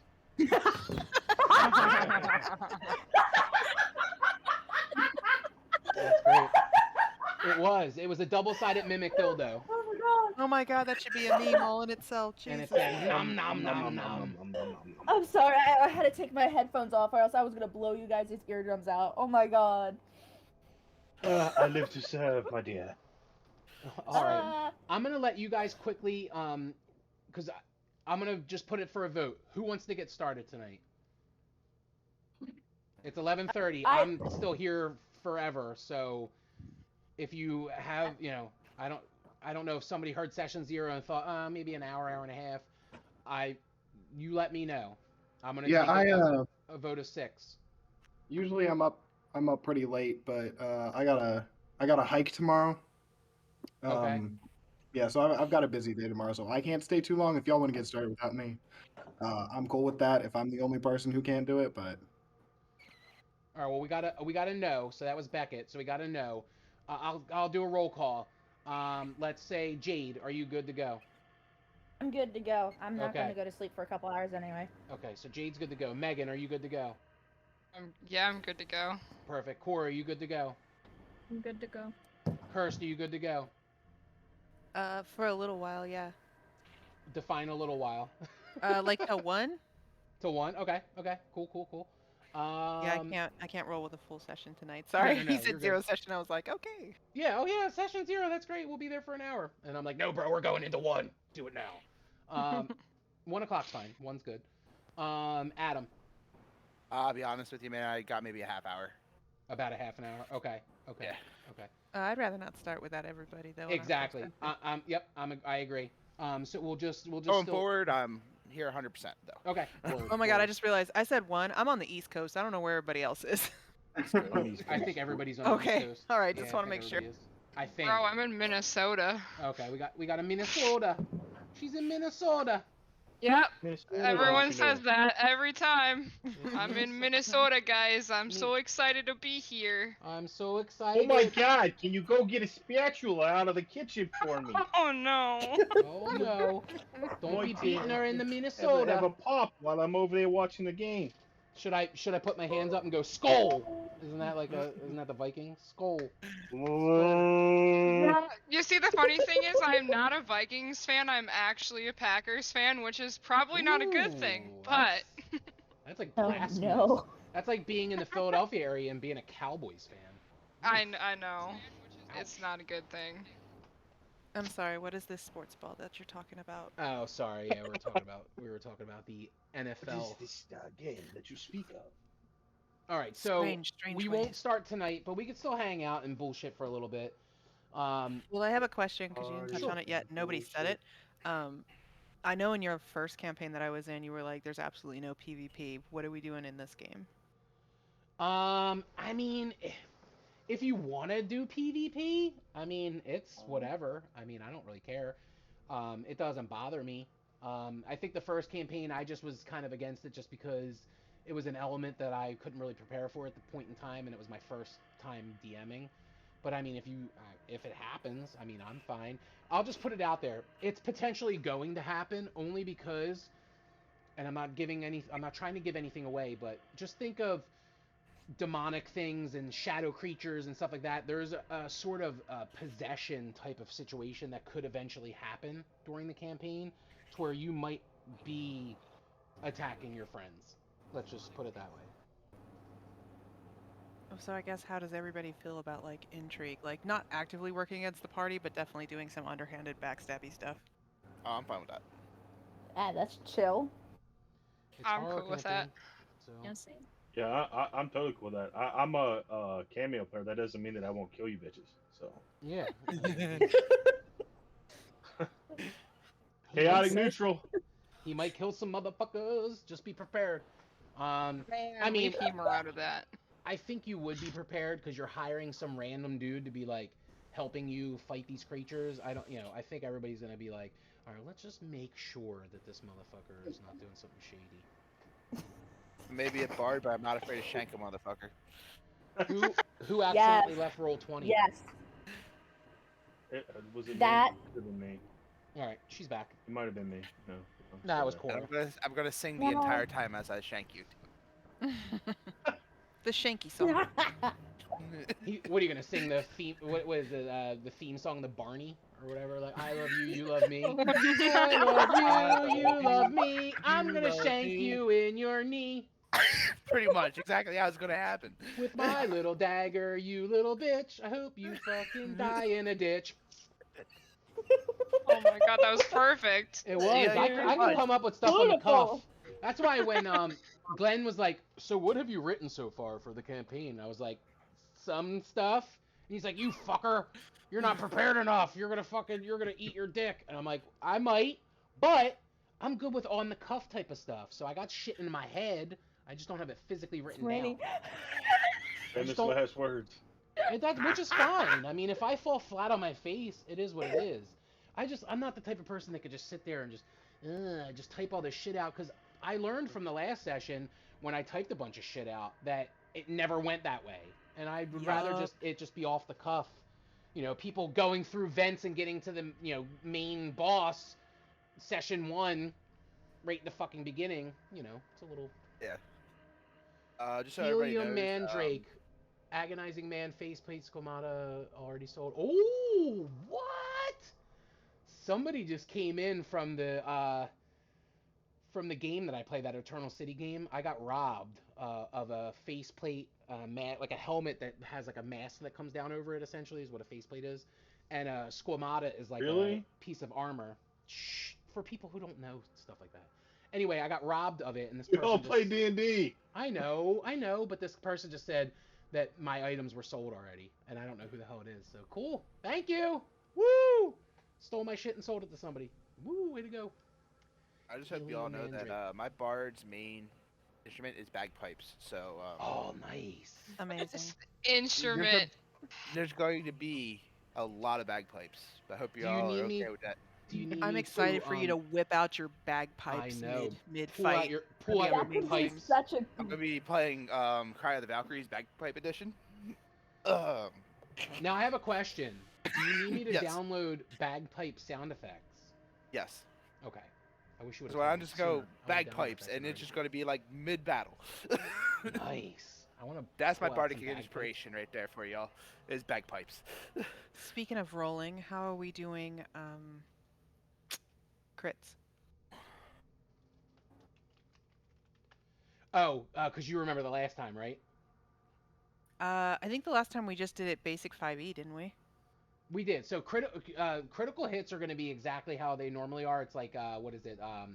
Whatever you roll doubled, essentially.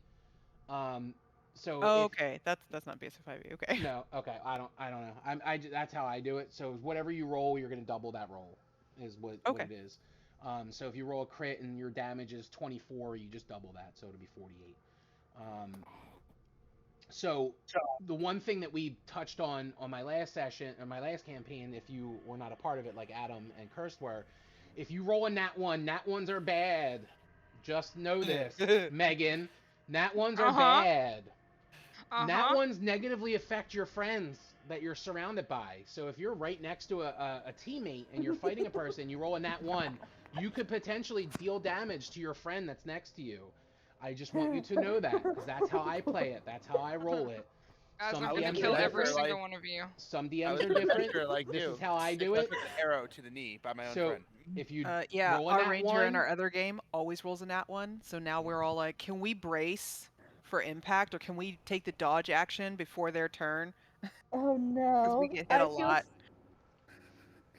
I have bad luck with dice too. Oh god! I'm apologizing in advance. I'm apologizing it's for my fine. character Everybody in advance. I roll like shit in my in-person. Glenn can tell you guys. I roll like shit when Facts. I am a player. Straight facts. When I'm a DM, I roll fantastic. So it's weird. Yeah, Um, The that is screen, true. bro. Very true. It's a DM so screen. it is the DM screen. So it happens. Just be prepared. It's a horror campaign. Adam can attest that he had 3 different characters that he played when he played with me the last time. You And might actually, one of die. those characters. Be okay to roll another character. I would roll one just in case. Maybe See, even I will 3. explain how this happens. I will explain how I had 3 characters. Character 1 died session 1. Character 2 died and then got resurrected. and it died again about 2 sessions later. And then I rolled a third character, and who was pretty much ready to die on our last. So yeah, You were doing death rolls or death saves on and I still the died. very last thing. So Yeah, like every other.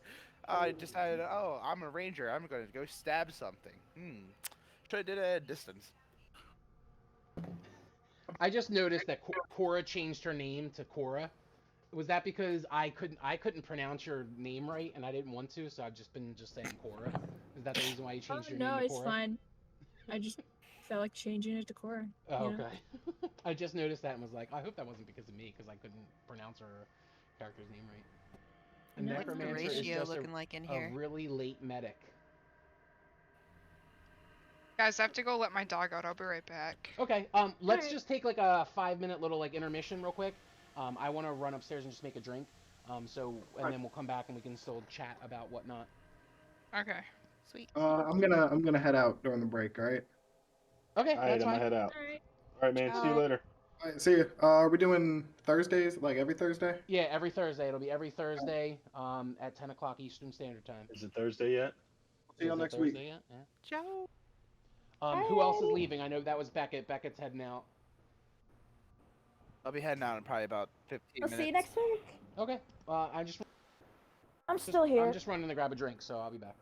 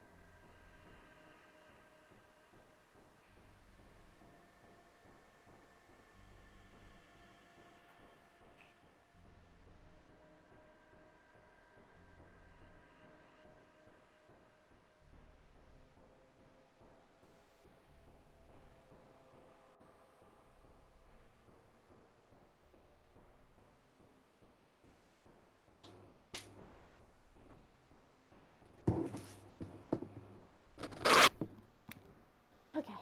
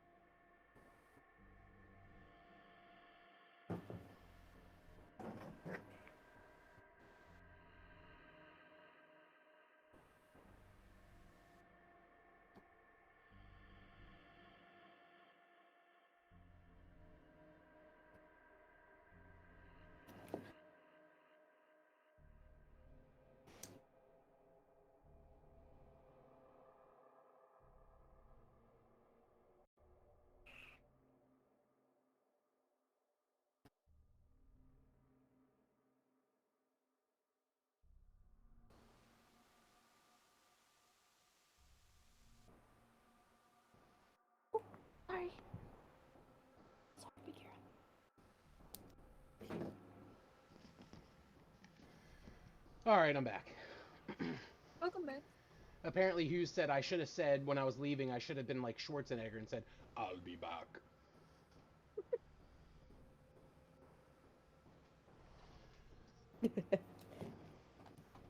Get to the chopper! Do it Oh my now! goodness, I didn't even realize that. Oh my gosh, Maze. What did Maze do? We were talking about Hugon in our group chat, and then we mentioned the movies that Liam Neeson is on. Mm-hmm. I didn't even realize that until they mentioned it. The irony. It truly is beautiful. The irony.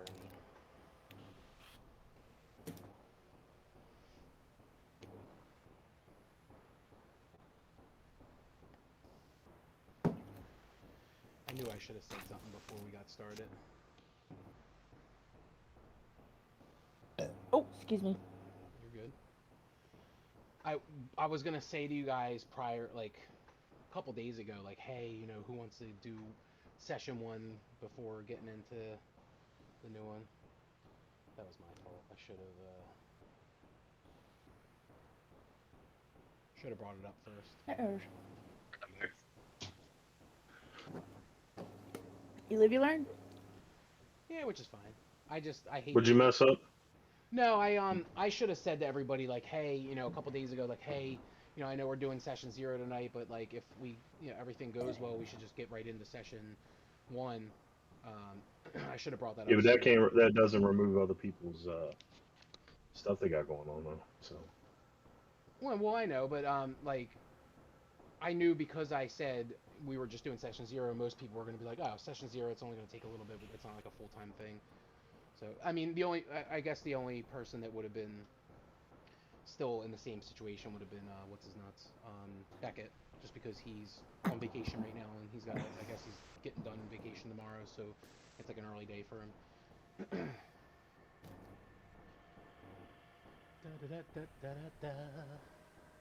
How you pronounce Qui-Gon just broke my soul, Jade, is what do you call her? I said Hughes. What did you say her name is that you know her by?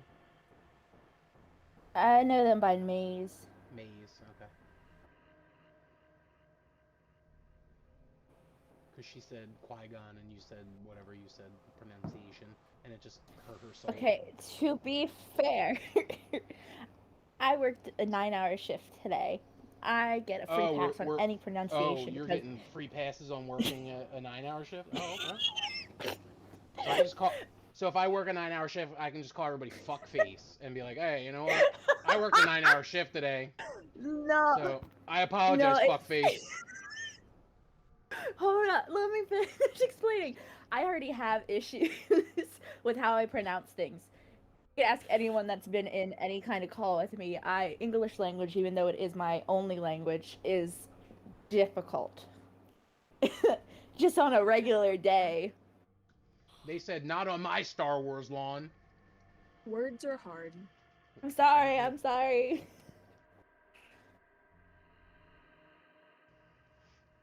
See? Validation. Yeah, she's got issues with English. I do. She gets a free pass. She's got English issues. Okay, well, touche. It's the whole reason. It's the main reason why I don't play smart characters, because I can't pull it off without falling back into myself. You're just throwing yourself under the bus. Yes, I am. They said no, Okay. no free passes on their Star Wars though. I apologize. I'm not going to try to say it again because I know I'll still butcher it, but I apologize, and next time I'll try better to say it if I ever actually try to say his name again. Qui-Gon. So I do want to ask before, I know Adam's going to be hopping out of here in a moment, before he hops out, I do want to ask everybody, and I'll talk to Beckett later about it. What do you want to get out of this campaign? Like, what are you hoping that your character can overcome or can do, or what kind of just what are you looking to get out of it? And I'll start with Namira.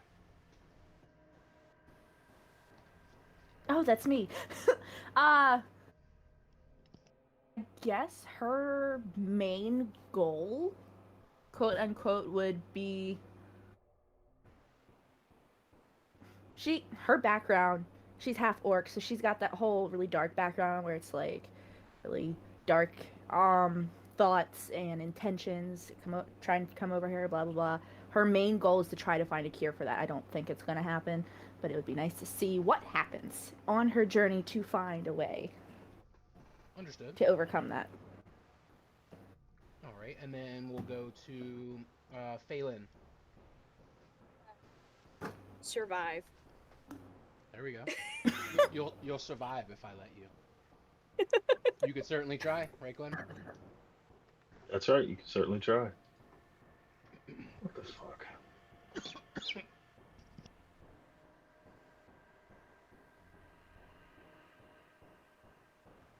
All right. Excuse me. Damn. How about... Right? Yeah, I'm dying over here, apparently. It sounds like it. Do that. How about Arrowy?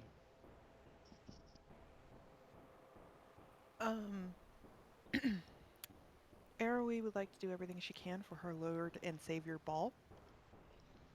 And anybody who doesn't know what that is, don't look it up. Just enjoy the ride. Understandable. I will curb my All curiosity. right. Perfect. Yep. Let's let it roll. And how about Hemra? I literally just got back. What are we talking about? Sorry about that. That's we're- okay. I was walking my dog. You're good. We're talking about what our characters want out of the campaign. What is your What our character looking for? What's the characters end want. goal? You know what? For now, I'm just gonna say vengeance. I'm vengeance. Yeah. Interesting. Mhm. Vengeance. All right. What about I Tantalus? don't want to say too much else. Yet.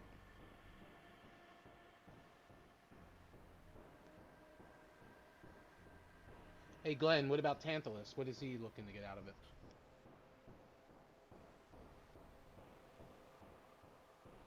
Well, mate, I think I'd like to get a bit of coin. The last job didn't pay me so well, so me thinks that this lot might be able to provide me a much better bag of gold. If not, I can always kill them and take it anyway. Nice. There we go.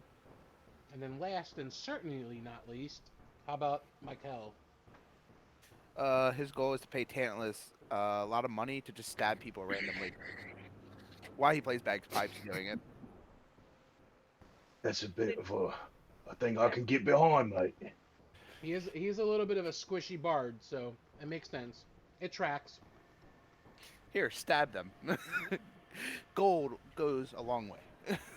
If Here's anybody money. else is doing a voice, can we hear a preview? What do you want to hear a preview of? Everybody's No. character voice, if they're doing one. Sure. Yeah, I'm absolutely doing one. Obviously. Well, well, I'm still kind of fiddling with it a little bit, but this is most likely going to be Namira's voice. Just saying. I'm waiting. What's the voice? It sounded like the same, so I wasn't sure. Okay, first of all, that's rude. I do not talk like this in my normal day. Just kidding. I'm kidding. Doo-doo-ts. My heart killing me in Oh, real I'm life. That's sorry, I'm rude and sorry. not fair. I'm a snake. I'm being attacked. How dare you?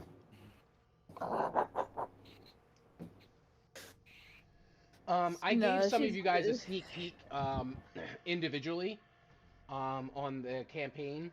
I want to give everyone, the group, sans Beckett, but like I said, Beckett was the first to enter and the last to enter and first to leave, so which is fine, circumstances. He was on vacation, so it really wasn't his fault. I want to give you kind of a sneak peek of what we're getting into starting next week. So I'm going to now take us to the tavern. No, don't do it.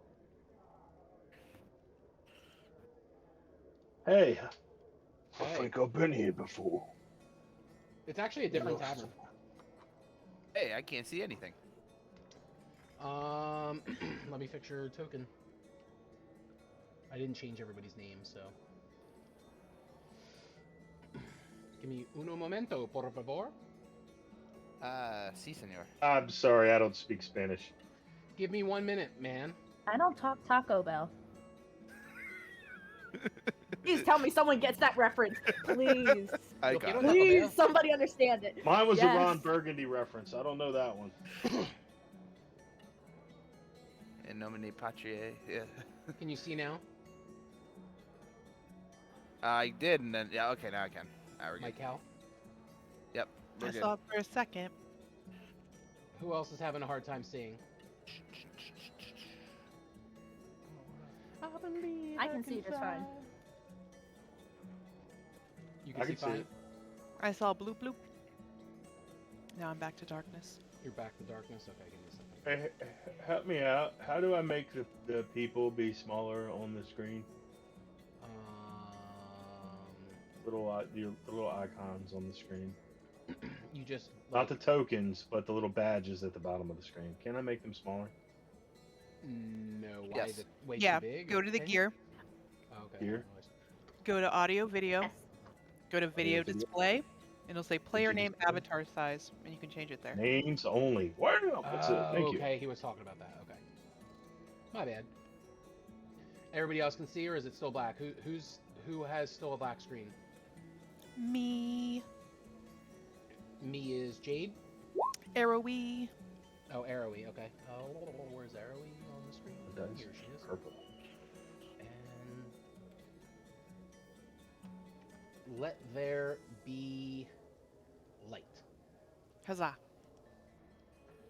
So, I will give you an introduction to everyone. This is what I did with some of my favorites who joined me all week in voice chats when I was bored and hanging out by myself late at night. Since the wife goes to bed at 9:30. Yep, I threw a jab there to the wife. If you end up watching the stream at some point, I don't know why you would, but if you did, I threw a jab at you. And I would say that to her in person too. So I'm going to share on the screen some of the NPCs that you're going to be seeing here. We have first Gaius Garius, and Gaius is a half-orc barkeep. Gaius is fit and muscular. His skin is tanned, and he has large arms and a large chest. He is tall. He stands at 6 feet tall. He has short red hair. His eyes are blue, and he has a thick scar down his left cheek. His demeanor is gentle and kind, and his personality is friendly. He speaks with a loud, booming voice and is quick with a joke. He will often spend nights sitting at the bar, swapping stories with soldiers, merchants, and adventurers. I am Gaius Garius. Pleasure to meet you. So that is the first gentleman there, and he is right here on the screen as the barkeep. And then we will go to Helinda. And Helinda, she is an experienced dwarf ranger that offers her support to anyone looking for adventures. Talking bores her immensely, so don't expect a long discussion or long answers on questions of the surroundings. When speaking to Helinda, the group could find information about rumblings around town of weird things occurring. And that is the young lady right there, Helinda. And then we have Lufty. Lufty, the gnome magician, is happy to show his mostly bad card and magic tricks to anyone looking sad. He seems to enjoy every smile he earns with his tricks, despite that he secretly is a quite powerful wizard. Hello, I'm Lucky the magician. How are you today? And that is his voice. Then we got here the Nameless Monk. There is a Nameless Monk sitting alone with a large bottle of snake liquor, willing to challenge anyone to a drinking competition, of which he's never lost. And then we have Claudius Meridius. And Claudius Meridius is a self-declared local hero. He tells everyone about his brave accomplishments, despite probable lies. After a closer look at his gear, you could assure that he has never left the town or has even drawn his weapons. Hello, I want to fight that guy. I am Claudius Meridius. I am the local Caitlin, hero. stab him, please. Yes! Here's gold. Somebody else. Then My we got first over reaction. here, we Pretty have the boy. wonderful bard that's playing the music right now. And her name is Povna the Kenku Bard. And Povna can only speak in riddles, and she loves to play music for anyone who would listen. She's really good at playing her instrument. And she is actually a combination of our friend Amanda, who is in Glenn and I's D&D group. She played a character Poe, which was like a bird, and Revna, which is a grave cleric, who is the her god is the Queen of Ravens, so that's the reason, hence she's a Kenku and her name's Povna. Then at this table right here, we have the Grave Diggers 1, 2, and 3. And if you look at the Grave Diggers, you will see that there are 3 Grave Diggers sitting at one table in the center of the room closest to the bard, toasting one of their own who has recently passed away. So they just literally just went, they buried one of their good friends, and they are now, you know, enjoying a drink and talking about their friend. And that is everybody in the room other than the fine adventurers here that will be starting next week. And I do want to give you another little glimpse like I did the last time. It's not letting me shut these off now. Oh yeah, there we go. I'm going to play a couple of the sounds that I have real quick. Here's another tavern song that Glenn and Adam probably, and maybe even Cursed remember from the first campaign.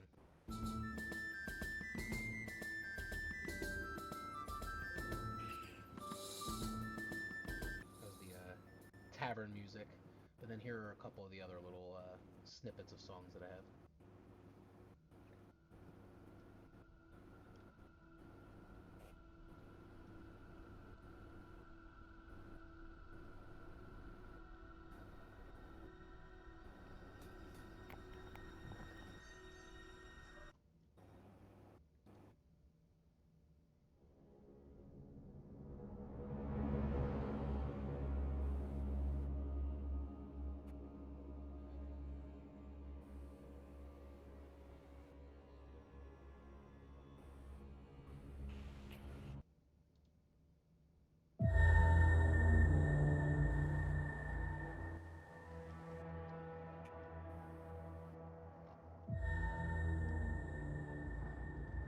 And then last but not least,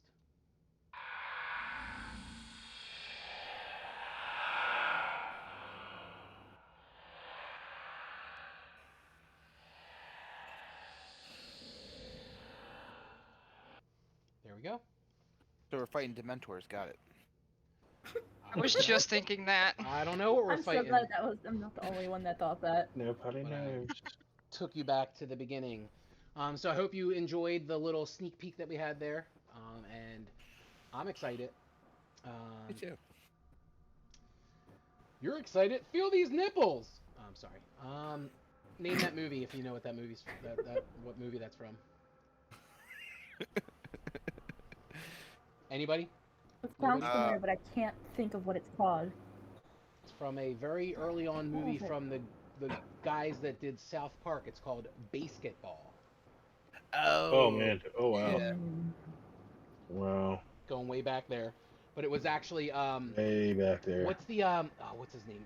Costas. What's his first name? I can't. The dude that does like the sports announcing, something Costas. I forget what his first name is. But Bob Costas. Bob Costas, there you go. Bob Costas played one of the announcers for the basketball group when they're like, you know, during the games, and they got all excited because they won the you know, the championship or whatever. He's like, "You're excited? Feel these nipples." Nice. Always stuck with me because basketball's hilarious. Their other movie that they made is called Orgasmo, which is like a Mormon guy that gets forced into making a porno. I would check that out. That's also hilarious. Orgasmo is pretty Yeah, funny. that one was pretty funny too. And then obviously South Park. You know, Trey Parker and Matt Stone are fucking geniuses, and all the stuff that they make is pretty funny. So if you haven't seen it yet, I would definitely check it out. Orgasmo and Basketball. If you haven't seen either of those movies, I would watch it because they're a good they're a hoot. And a half. All right. I gotta hop off. Heading out of here, Adam. All right, man. Yeah. Well, we will see you in 1 week's time. This week's going to be a struggle. Thankfully, Saturdays are D&D in-person Saturday, so that'll help. But God, man, I wish we were able to get started tonight. But Yeah. it'll just give me some more time to kind of get everything together and give you guys a spectacle because you're going to enjoy it. Sounds It gives me a chance to make backup characters. Yeah. I'm Yep, gonna have- gives everybody here a chance to make a second or third character. I'm gonna need like 12. They're all gonna be bards, and they're all gonna be the same person. They're just all Yeah. twin. They're just Adam's Michael, Raquel, Jockel.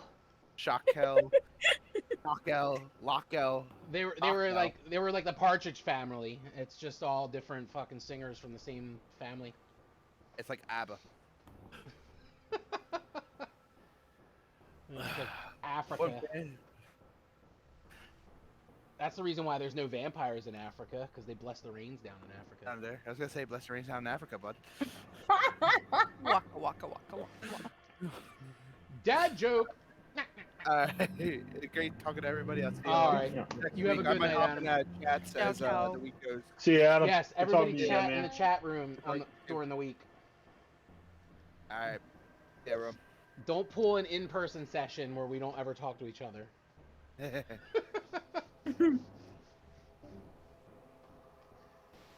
Well, I'm around forever, so I don't care. I don't know who's doing what, but I'm here to talk and bullshit and joke and whatever.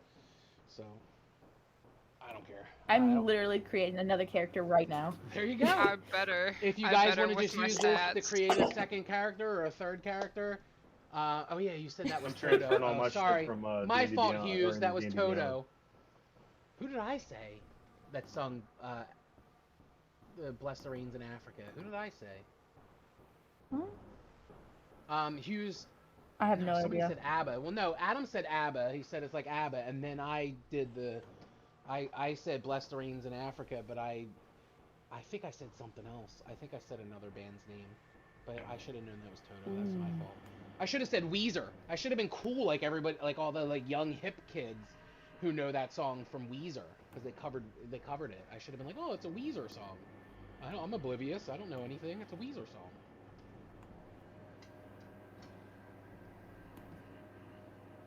Speaking of music, that makes me want to go and go to a concert again. The last concert that we went to was what, almost a year ago now, Glenn, wasn't it? Yeah, It was it's August been of last year, wasn't it? It's been a bit. Went and saw Korn and Stained and whoever else played with them. I don't even remember. Because we were just like out in whatever they call it, tailgating. We were tailgating, and then we went in like as Stained was playing, and then I cried like a baby because Stained reminded me of my brother, so I just cried like a baby. Glenn remembers that. I was like all like trying to give him a hug.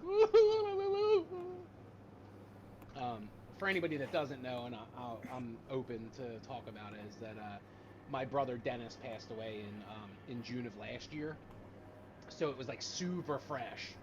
We went to this concert in August, and he had passed away in June, and he was like a big like Korn and Stained and Nirvana, like those were like some of his favorite bands. So a lot of the Stained songs made me cry like a baby, because I just remember like growing up, just like him and I just listening to all different kind of music and shit. So I was like blubbering like an idiot. If anybody ever goes to see a concert in New Jersey, I do recommend going to, what do they call it now? The Susquehanna Bank Center, or whatever the fuck it's called. It used to be called the Tweeter Center and the E Center. It's in Camden, New Jersey, which I wouldn't recommend getting detoured in that town, because that you will get shot anywhere you go other than that area. That's like the arts area where they have the concert hall and whatnot, and Campbell's Soup Factory. Oh, it's called the BB&T Pavilion. Thank you, Hellings. Thank you, Bobby Boucher. My buddy Hellings said it's called the BB&T Pavilion. They've changed their name so many fucking times since I went to concerts there. Forgot what it was called. But the shows there are awesome because they have the lawn, which are like cheap ass seats, like $20, and you can go and watch the band. And you're not too terribly far away. I don't ever think. And then obviously they have like the pit seats and shit. I think for Korn, I think I spent like, I think it was like $50 a ticket, which wasn't bad at all. It was like $100 for 2 tickets, and we were like, we were close as shit, weren't we? We were like right there. Yeah. It was awesome. So I do recommend if you're ever in New Jersey, go there. It's a nice place to see a concert. It's definitely better than I hate like the arena tours where bands play at like fucking Citizens Bank Park and shit where it's like you're in like the 300 nosebleed section and you're like, I can't even fucking see them from here. Freedom Mortgage Pavilion. Is that what it's called now? It's called the Freedom Memorial Pavilion. See, that's how much they changed their name, that it went from BB&T Pavilion to now it's called the Freedom Memorial Pavilion. And it used to be called the Susquehanna Bank Center. It used to be called the Tweeter Center. It was called the E Center. And now it's called the fucking Freedom Mortgage Pavilion. What the fuck? Like, why do venues change their name that much? Makes no sense. Because I guess the company goes belly up that they're named after. Probably. Glenn, are you rolling another character just in case, or do you think that I'm not going to? No, I'm moving all my stuff from out of Roll20. I mean, I'm still not Roll20, obviously, but over to D&D Beyond. Oh, okay.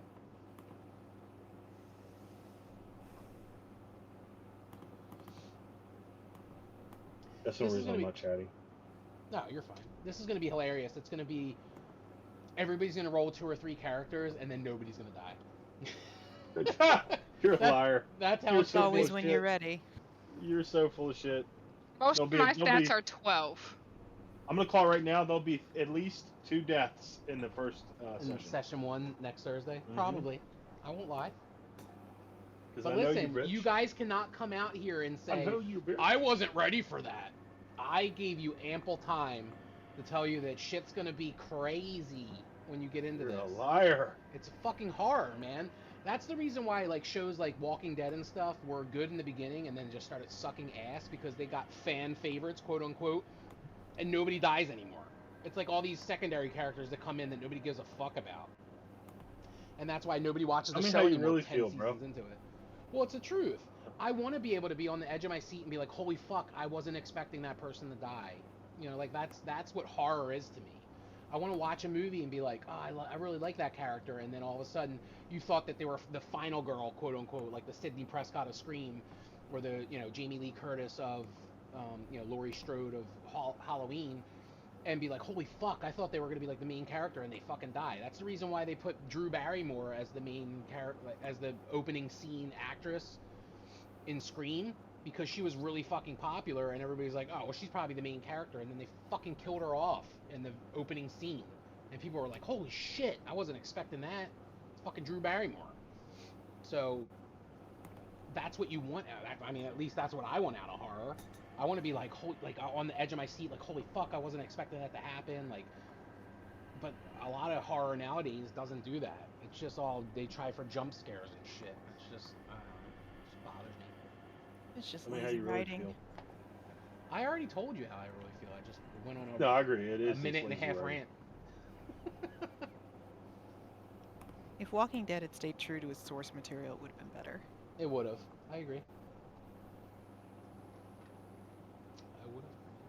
But see, that's the reason why Hollywood and those type of, production companies and shit, they don't want to stay true to the source material, only because everybody would know what's going to happen. And they didn't really want, and I get it, but make it fucking crazier. You know what I mean? Make it more unexpected. If you don't want it to be completely true to the source material, then make it unexpected. Not like, oh, cool. No. Well, it's part that, but it's part that they're trying to gain as big an audience as they can. Yeah. So if they stay, just like D&D, that's the fear I have of the movie. Like, the trailer looks good, but are you making it for your fans? Or are you making it for everybody? Because you lose something when you make it for everybody. Yeah, that's Exactly.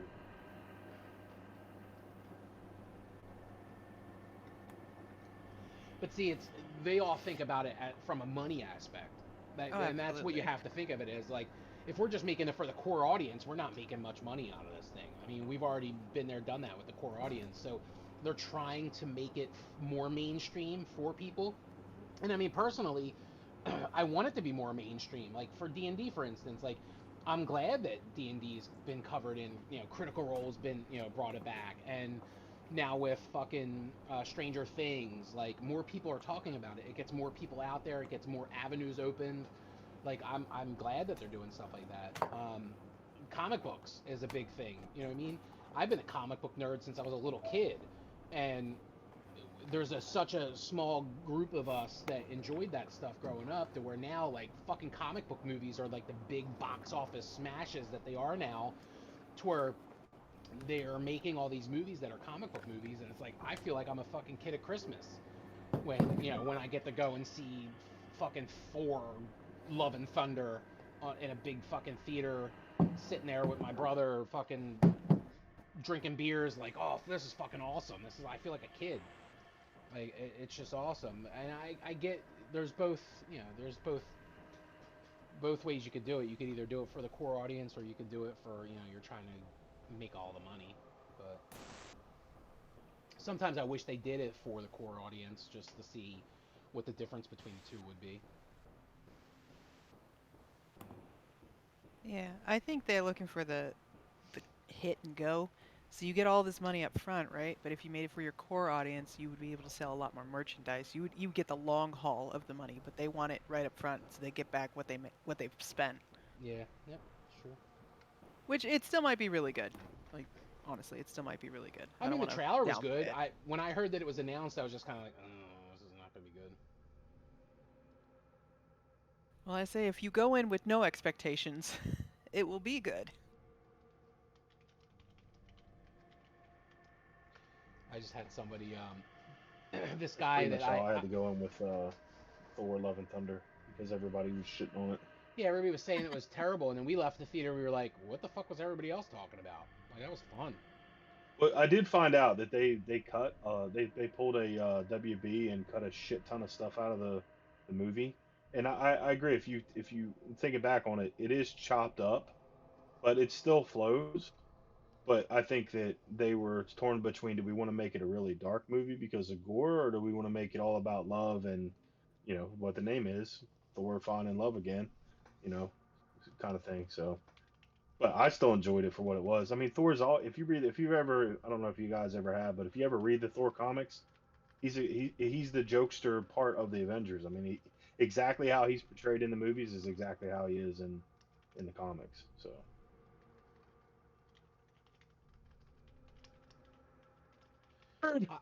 I've been getting a lot of messages and like frowny faces. So I don't know if you guys noticed, but my profile picture on Twitch is a little.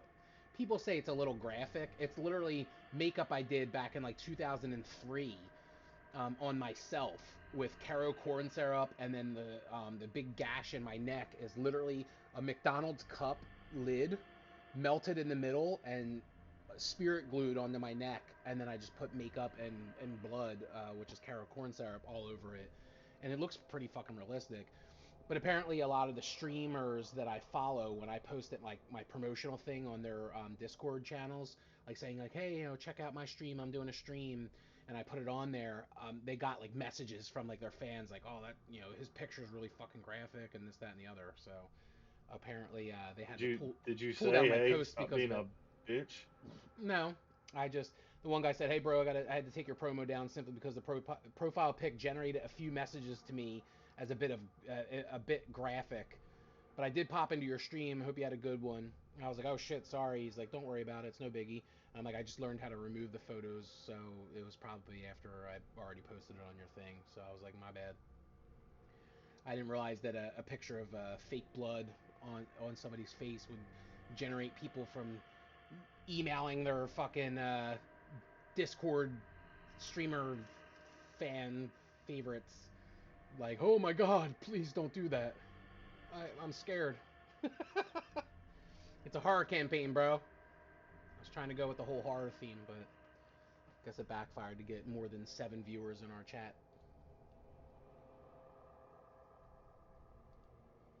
It is what it is. Again, man, people are weird, dude. Well, that's like, remember how you were talking about how that's the reason why you didn't really want to do Yep.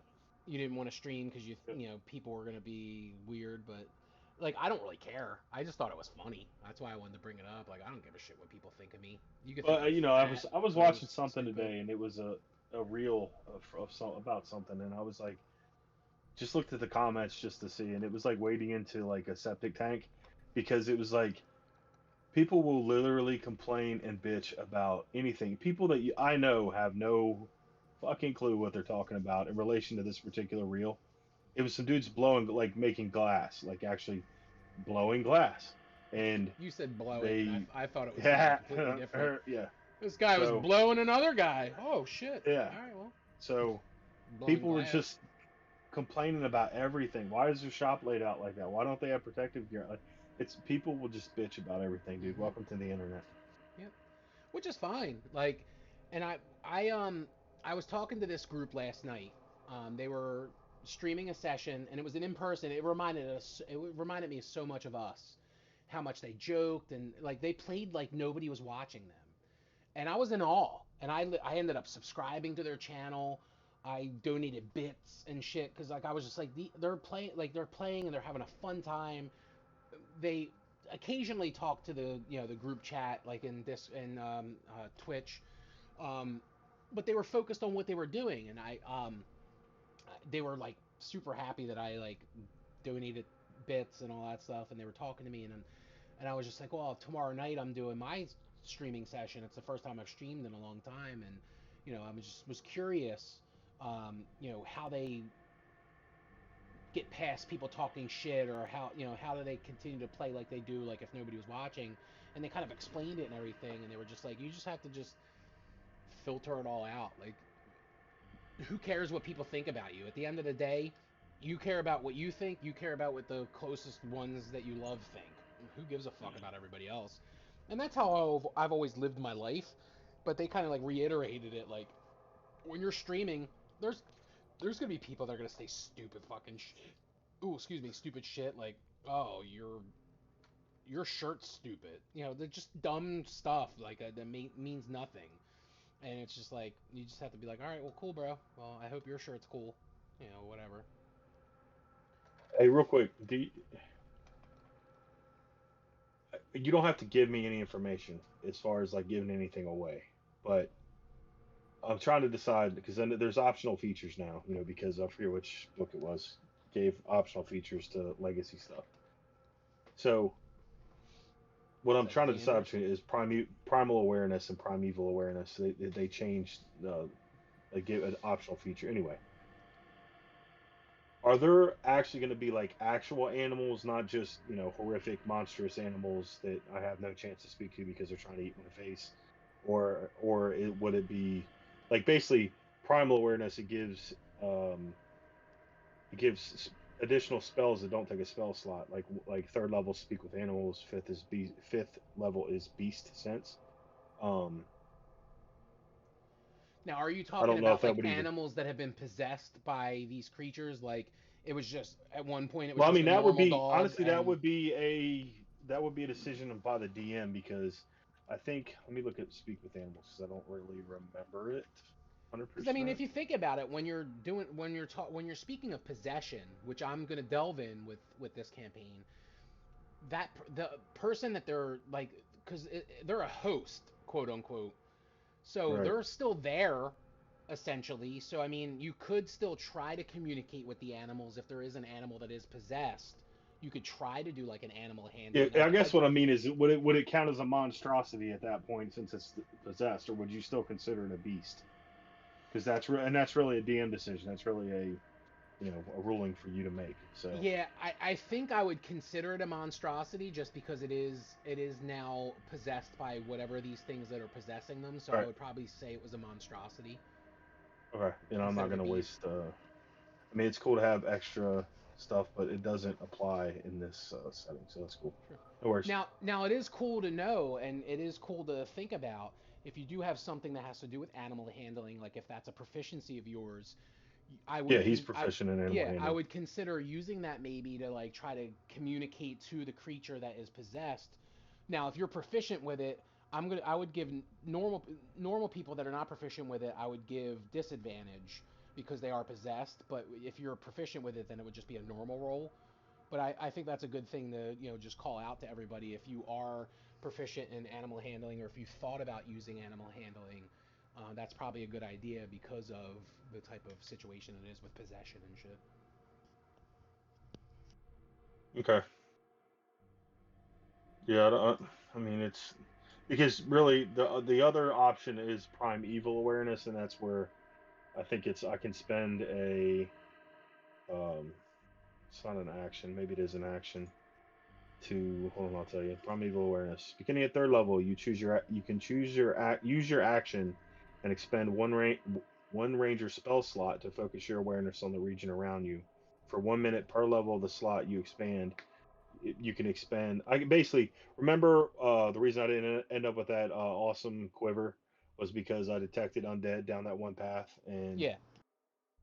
I knew we couldn't handle it, so we went a different way. So I don't know. I don't really like burning a spell slot, but you know, we'll see. I don't know. I can always make a decision later. I don't know. We also Anyway, have to that's think all. about it is that you don't really want to metagame it either, Right. because your Tantalus wouldn't know one way or another. So you want to look at it that way too. You don't want to be too OP. Well, No, and I didn't choose X, not Y, from or a Z because of. metagaming thing. It's just I basically because I like the idea of doing the primal awareness where you get the extra spells and they don't cost a spell slot. But Yeah. if I can't if I use speak animals and I can't speak to the beast, the animal itself, if it's not considered a beast anymore, if it's a monstrosity, then the spell is going to fail, and then that's really I'm not I, I'm not wasting anything, but I can't do it again till the next day. But it's really useless if I don't come across like I don't know, dude. Like I don't and I don't want to know like is there random dog? Are there animals that aren't possessed? And I don't want to know, so don't tell me. But Yeah. are there other random animals? So I don't know. Potentially. Yeah, we won't go into it, but yeah, I mean, there's always that possibility because you're still in a town. Even though there's Right. perpetual darkness, I mean, you're still there still could be anything goes essentially. Well, I guess that's a good question. Are we coming into this awful world, or is the awful world already something that we've lived in? Awful world is coming to you. Okay. So that's why that's kind of why I showed you the tavern beforehand, because that's the tavern before any of the proverbial shit hit the fan. So everything's still going as like the bard's playing, This like is kind everybody's of like, like oh, this is cool, and then just shit just like. apocalypse Yeah, it's kind of thing, almost like right? an Like apocalypse setting. post-apocalypse. Yeah, it's almost like a Walking Dead, like you're doing your own thing, and then all of a sudden, holy fuck, like shit just happened. It's We're all more of together at it's Walmart, and the world ends, and exactly we're our group that has to survive together now. exactly. And that's the reason why I asked you if you wanted to know each other or if you wanted it to be random, because it could, you're just at a bar, you're at a bar, you're drinking, you're having a good time, you don't know anybody that's there unless you came with somebody, and then like, holy fuck, shit just hit the fan, apocalypse just happened, and you have to band together with these people that you don't know. That makes it more interesting and more surreal and more horror. You know what I mean? Because you have to literally try to find common ground with these people that you've never met before.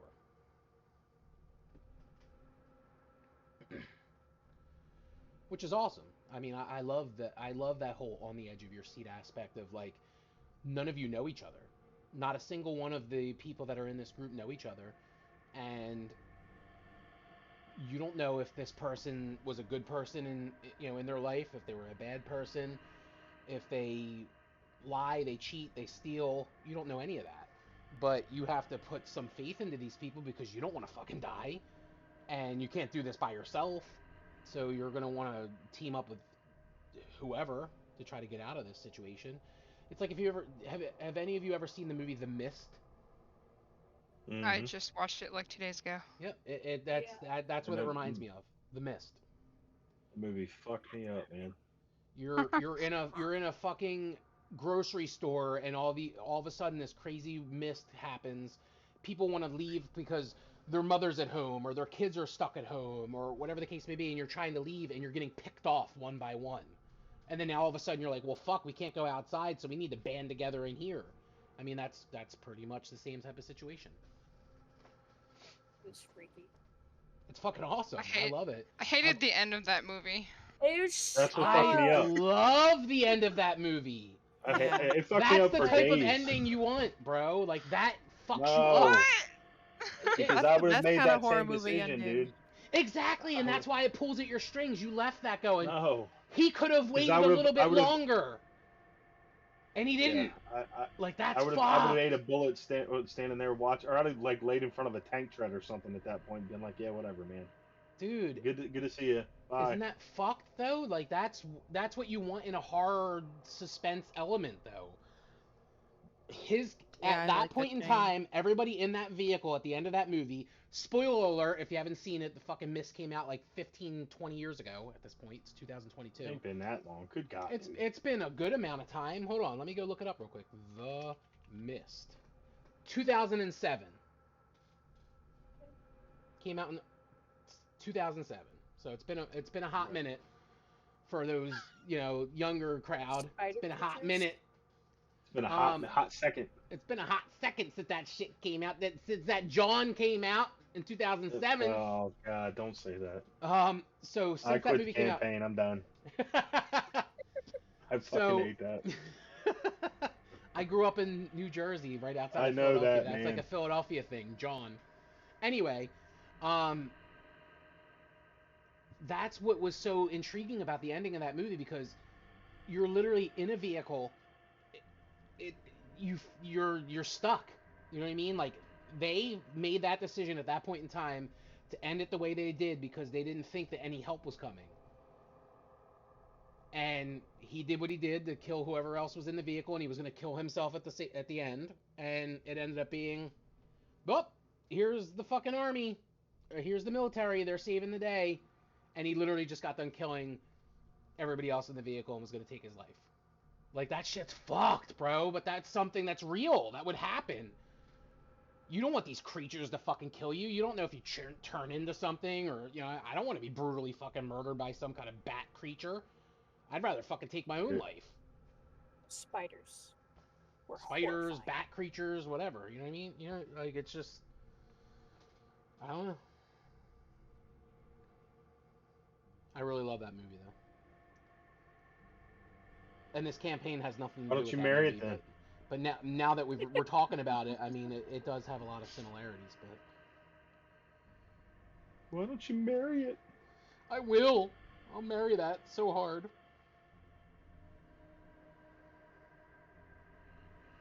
Ugh. So is anybody else working on a secondary character? I have so many extra characters. Curse is I was like, counting I, up all I just my make ones that I've characters. either played or not played today, and I think I'm at just around like 15. Which is fine. I mean, if you want to just bring in a character you've already had and another. I've got a couple ideas, man, of other ones. If I mean, I know you go hard in the paint, bro. So I know you go to like 4 o'clock in the morning. I can't do that on Thursdays, so No, you're good. I'll jump in as long as I can. I know we call you a cameo, but you're like getting all into it, so like, it's fine. Like, that's what I love about Tantalus is like he doesn't have to be there the whole time. Like, literally, he could be there to fight with them, and then they can get through one encounter, and then he could just dip. But he's a loner, and that's kind of why I designed him so that he can just like he may just wander the fuck off and then pop back in, in another area or whatever when I can play. So he's a ranger. He's gonna go hide in the woods. Exactly. And Hughes brought it up, and that is right. That the Mist actually has a couple of the Walking Dead actors in it, and that is because Frank Darabont is the one who directed the Mist, and he was the one that created the Walking Dead. So the guy that plays Dale is in the movie, and also the lady that plays Carol is also in the movie. And also the girl that plays what's her nuts is in it too, is in the Mist. Andrea, the girl that plays Andrea is also in the movie. So that's three actors. So there is three actors and actresses in the Mist, and that's because it was Frank Darabont, and he likes to work with the same type of people when which is fine. It's more of like a comfortability thing. That's the reason why Glenn's in this campaign and Adam's in this campaign and Curse is in this campaign. It's a whole comfortability type of thing. I was more comfortable with them, so I wanted to keep them around, and I hit them up to say, hey, I'm doing X, Y, or Z because I felt we meshed well together. You're not going to just bring random people. You might have worked with them once, but you're not going to bring them back if you don't feel that you meshed well together. Part of life. Not everybody's going to love everybody. That's right. Can't be everybody's DM. Exactly. And yep, you're right, Hughes. Like Tim Burton with Helena Bonham Carter and Johnny Depp. That's true. Yep, yep. Same thing.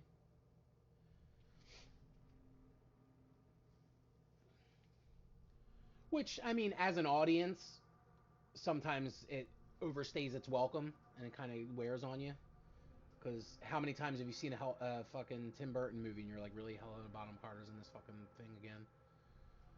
It kind of wears on you. And even Johnny Depp, like, I don't want to see Johnny Depp in 85 fucking Tim Burton movies. It kind of gets exhausting from time to time, but as of right now, Johnny Depp's not in shit, so sadly. He's getting ready to be though. We'll see. Yeah. We'll see. I still think people are going to touch him with a 10-foot pole, though. I don't know. His fan base backed him pretty hard. Yeah, Oh, I mean, his yeah. fan base was, but his fan base isn't isn't Hollywood. So people might As long as his still fan listen. base keeps up, though, Hollywood will keep up with him. It's Eh. when the fan base turns a little bit that they're like, you're a liability. I hope it. There's parallels with Johnny Depp with wrestling, and I don't know if anybody here is a wrestling fan, but wrestling is interesting to me just because it's like a soap opera for men, and there's wrestlers who obviously once you're older, you can't really go like you used to. Like Ric Flair, for instance, he's like fucking 68, and he had a quote unquote final match for World Wrestling Federation, aka WWE, years ago, and he retired, quote unquote, and that was supposed to be like his last match. And then he's wrestled since then in like another wrestling promotion, and now he's doing like a final, like, this is my last match. And I hope that Johnny Depp doesn't do the same thing that he's doing, whereas he's saying now, like, no, I will never play fucking Jack Sparrow in a Disney Pirates of the Caribbean again. But dude, money talks and bullshit walks. So if they were like, dude, we will literally throw the fucking door at you and give you millions upon millions of dollars, I'm just hoping that he doesn't go back on that and be like, all right, well, they're giving me $100 million to fucking do this movie, so fuck it, let's do I it. see. I see it another way though. That like he made Jack Sparrow. That wasn't a I Disney know, creation. I know. He came up with that character. He But created that. I That's want his him to baby. stay true to So his guns though and be like, well, fuck Disney. They fucking fired me for bullshit and they're gonna suffer the consequences. I don't want him to go back on it and be like, all right, well, they're offering me fucking $80 million, so I might as well do it. I bro, mean, it bro, wasn't he's got, bullshit. It was Disney's best call to get rid of him. Eh, at the time, absolutely. Yeah, at Yeah. the time. yeah. If Disney Yeah. had kept him, whoosh. But Disney had that's kept the only him, thing, and and it ended I up don't want to. being legit. Yeah. Yeah, You know, it would have been bad for I don't Disney. want to get too deep into the whole aspect of it, but it blurs the lines of innocent until proven guilty, and that bothers me. You know what I mean? Like, anybody can come out and say, somebody can literally come out and be like, Jonathan Mahoney did X, Y, or Z, and I might not even know this fucking person. And if everybody took that as face value, I'd be fucked. I could lose my job. I could lose my fucking livelihood, and it could all just be bullshit. Like, that just bothers me. But then there's the other coin where there's victims who need to have a voice, and it's such a fine fucking line. It sucks. It Yeah, just but that's sucks. Hollywood. They're just following the money. Yeah. Mhm. But I mean, just even in real That's life, why everything coming out of just- Hollywood right now is shit. it's been like that for a long time now. When was the last time a really good movie came out and you were like, or a really good TV show came out and you were like, oh man, this is fucking, I've never seen anything like this before. It's hard. Oh man, that's the whole industry. TV, movie, TVs, movies, music, games. yep, video games, yep, all of it. There's Like, been a we are couple, going to man, that I watched overpromise that were and we really are going to good. underdeliver. That's where we're at right now with video games. It's very sad. One off the top of my head that I absolutely fell in love with, and then they killed it for no reason, was the OA on Netflix. I don't know if any of you have ever watched the OA, No. but I was bored, and I was like, I'll watch it, just see what it's about. And then I was hooked. And then it was like, oh yeah, okay, it's over. They're killing it for no reason. So, Well, What that is it? the OA, O yeah, is an the Oscar, OA. A is an apple. Yeah. If anybody ever watched it, I'm not gonna tell you what it stands for because it actually gives the show away. But I thought it was an excellent show. Like, it was one of those completely. There's no other show like it. It was outside the box. Like, you really think that it's one way and then it goes the other. There was another one on Amazon Prime that was. I'm a former military guy, and it was kind of about like a CIA assassin type guy. But it was funny because he was like the worst assassin spy guy. Like he was terrible, but he was always super lucky. And his dad was just this like huge shitbag that was his handler at the CIA, and he kept making him go on these missions over and over. And he was so burnt out. So and it was like a lot of like really seriousness mixed in with like really like hardcore humor and like really base humor, and it worked. And then they just, oh, guess what? That show's not coming back anymore. But then look at the stuff that runs and runs and runs and runs and runs and runs and runs, and people are not even really like, again, Walking Dead. That whole thing should have been gone and burned and done a long time ago. I think it was season 6 or season 5 when Negan came in. Season 6 was the season after Negan. I think it jumped the shark season 6, and it's ran for 4 more years after that. Well, more than 4 years because of the pandemic, so probably 5 or 6 years after that. Yeah. Yep. Yep. So Yep. Yep. so Yep. Yep. same Yep. Yep. thing. I mean, it's the last TV show that I really loved and was surprised that I was gonna love it, was Ozark on Netflix, because Jason Bateman, he's funny and I enjoy all of his funny stuff, but it was finally a serious thing for him, and Ozark was fucking awesome. So if you haven't seen Ozark, I would watch that.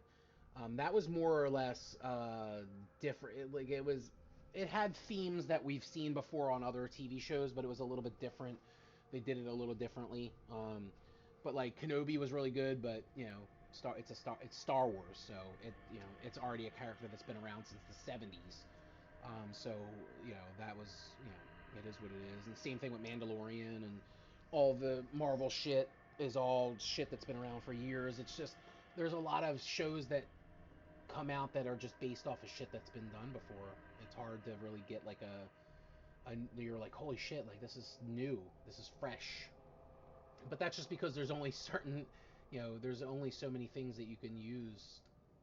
It's just I don't know, it's just tough.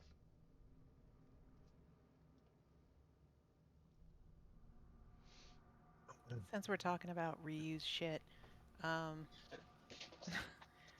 it's not shit to begin with, but what they did to it was shit. Is anybody angry about the Final Fantasy remake, or is it just me? What, Final Fantasy VII remake? The Yeah. Well, they were The like, game. it's a remake, and then all the fans were like, what the fuck is that trash? And they were like, just kidding, it's a reimagining. And you're like, uh-huh, thanks. Thanks Are you for that. talking about the one where they just released little pieces of it at a time? Oh, yeah. When they made it Like, seem like it was the whole game redone, and then it was just like, however many, it's the first part of the game, the very, very first part of the game. Yep, it's I not even bought the Yeah. very into it. first part of the game. Like, all the fucking characters are in it. And you're like, one, I don't believe that you guys are going to make the second half. I know you're talking about it, but I don't believe you. Because you put all the Right, right, characters right. in here. And two, you just messed it all up. Like, you took Yep, the storyline, took a shit on it, rubbed it out, and then sent it out to the players. It's like, what is yep. this? Oh, but because everybody goes back to how bad, they broke the mold with that game, and then they've been trying to recapture it ever since. I mean, I'll admit I haven't played any after 7. That was it for me. I never played any of the other ones. I tried, but I just couldn't get into them. Yeah, but all they had to do was slap a fresh coat of beautiful paint on it and give them voices. That's it. That's all we wanted. Yep, Keep the yep. same cheesy dialogue, just make it pretty. And Hmm. that's not what they did. Like, I would have paid good money for a pretty version. That's. It's not even a remake. It's a It's a reimagining. well, no. I just mean what they should have done with it. It's not even a Uh, remake. It's more or less. It's just a what's the word for it when you a remaster. They should have just remastered it. You know what I mean? Remasturbated it. When you take yeah. a song and you go back in and remaster it. Like it's the same thing with the game. It should have just been the same exact game, but it's got 2021 graphics or whatever time it came out. And then maybe new voices, new voice actors. I don't care either way because the voice acting wasn't that great in Final Fantasy VII anyway. Final Fantasy VII was my favorite Final Fantasy. I played 8, sucked. 9, meh. 10 was okay. Everything after that, and then everything before that was all pre-gen shit, and it was just, it was Final Fantasy. It was just a fucking 2D game. Um, but 7 was just a whole different level. And They kind of did the same thing with Resident Evil 2 when they remade Resident Evil 2, my favorite Resident Evil game. Um, a lot of it was the same. Some of it was completely different. You shouldn't call it a remake if it's not going to be the same exact game. That's just my opinion. I mean, you can Yeah.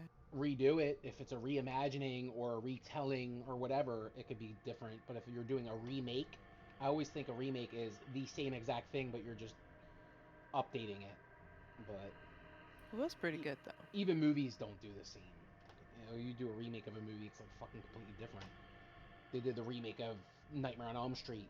It was completely fucking different, and it was shit. Friday the 13th, same thing, shit. Now the remake of Night of the Living Dead, that was awesome. That was with Tony Todd and Tom Savini directed it. That was fantastic. But a lot of remakes are shit. Texas Chainsaw Massacre's shit. I'm doing all horror stuff, sorry, because I'm just the horror. But Texas horror Chainsaw mind. Massacre, they took a campy ass movie. Like it was campy, yeah, it was It scary, was. but it was still super- campy, and they were like, let's make it super serious. Yeah. Like, but that's not what it is. Super serial. Super It's awesome serial. because when the original Texas Chainsaw Massacre came out in '77, I want to say it was, or '76, when Texas Chainsaw first came out, my parents lived. We lived in Gloucester City, New Jersey, and Deptford was where the movie theater was, which is like a 30-minute drive. They actually had to walk home from the theater, and my dad fucked with my mom the whole way home. I just remember her telling me like, I can't even watch that because your father just fucked with me the whole time on the way home. He would be like, Leatherface is gonna come and get you, and he would like fucking scare her on the whole way home because it was like nighttime out and it was pitch black and they had to walk for like 2 hours to get home. And I just remember them talking about it. My mom fucking hated Texas Chainsaw Massacre because of that. Anytime you bring it up, anytime you say Leatherface or talk about Texas Chainsaw Massacre, she would just be like, shut up, I don't want to talk about it, because my father mortified her because of Shut it. up! She hated it. But I love that, like hearing that story, my mother tell that story about like her and my dad, like at 17 years old, fucking going and, or however, they were younger. I think they were like 16, 15, 16, 17 years old. They went and saw this movie that I grew up fucking loving, but obviously, I was born in '87. I was born like 10 or 11 years after the movie even came out. I grew up loving that genre, and just hearing my mom and my dad actually going to see it in the theater when it first came out was just an awesome story. I regret and love the fact that at 16 I went and watched Jaws in a pool. They had it up Yeah, on a big That's screen. cool. Everybody got into inner tubes. And I then they went, had this machine underneath that every time the music would play for Jaws, it would swish the water. oh, that's fucking Oh, it's awesome. scary. Yeah, it was That's terrifying. That sounds amazing. That reminds me of because of Jaws, I wouldn't, when we went to the beach for a long time, I wouldn't even go into the beach. Like I wouldn't go like into the ocean. I would just sit on the fucking sand because I would always think that there were sharks there that were gonna fucking eat me. Yeah, there are Yeah, as movies you're a of little the ages kid, that when like you watch legit stuff like that, terrify you people just- to do stuff. Jaws was one of them. It made a lot of people stop showering or bathing in the ocean. The actress that played in the very first scene, the very opening scene where they swish her back and forth, like Jaws is eating her, Yeah. she couldn't take baths after that because it made her so seasick, Wow. moving her back and forth. Oh, That's crazy. Hellings in the chat said, "What did they do? Walk down Ominescent Road? That's a hike." Because he grew up also in the same hometown. Yes, sir, they did. They walked all the way down Ominescent Road from fucking Deptford 8, and walked all the way down Ominescent Road, and then had to go around the circle in what's that, Westville, Brooklawn area, and then go home. Yeah, it was a long walk. And that's why my mom was so mad, because literally the entire walk, my dad fucked with her the whole time. He was scaring her and shit. And then Hughes said, "Jeepers that's the point of being Creepers, married, where'd you man." get those peepers?" Jeepers Creepers was actually a pretty good movie, even though it was made by a fucking pedophile. I hate Jeepers Creepers. It doesn't Those even make movies sense. terrified me as a kid. The first one was good. Jeepers has Everything so after many that was plot meh, holes. but the first one was alright. Yeah. It's pretty fun. I just love Justin Long, and he's the main character in the movie. Justin Long's awesome. Oh yeah, I like Justin. He did that Kevin Smith movie, the Walrus movie. Oh my gosh, we just watched that a couple weeks ago. I love It's Kevin Smith. it's bad and good, but I would recommend it to anybody. You should definitely. Glenn's not a fan. He said that he never liked Clerks, but I've always loved Kevin Smith, whether it be Clerks or Mallrats or Jay and Silent Bob Strike Back. But when he started doing shit that was like not his shit, it was just like like fucking. He made Tusk, and I loved Tusk, but it's so fucking cheesy and over the top that a lot of people hate it. And he also did Yoga Hosers, which is like fucking killer bratwurst, and that was terrible, but in a good way. It just reminds me of the horror movies that I used to pick up on fucking VHS, like Dr. Giggles and shit. I would go to Blockbuster or Wow Video and be like, oh, let's find some really terrible fucking horror movie and bring it home and watch it. Like, that's what it reminded me of. But everybody always took it like as it was supposed to be some serious horror movie. It's a fucking horror movie about killer bratwursts. It's not supposed to be serious.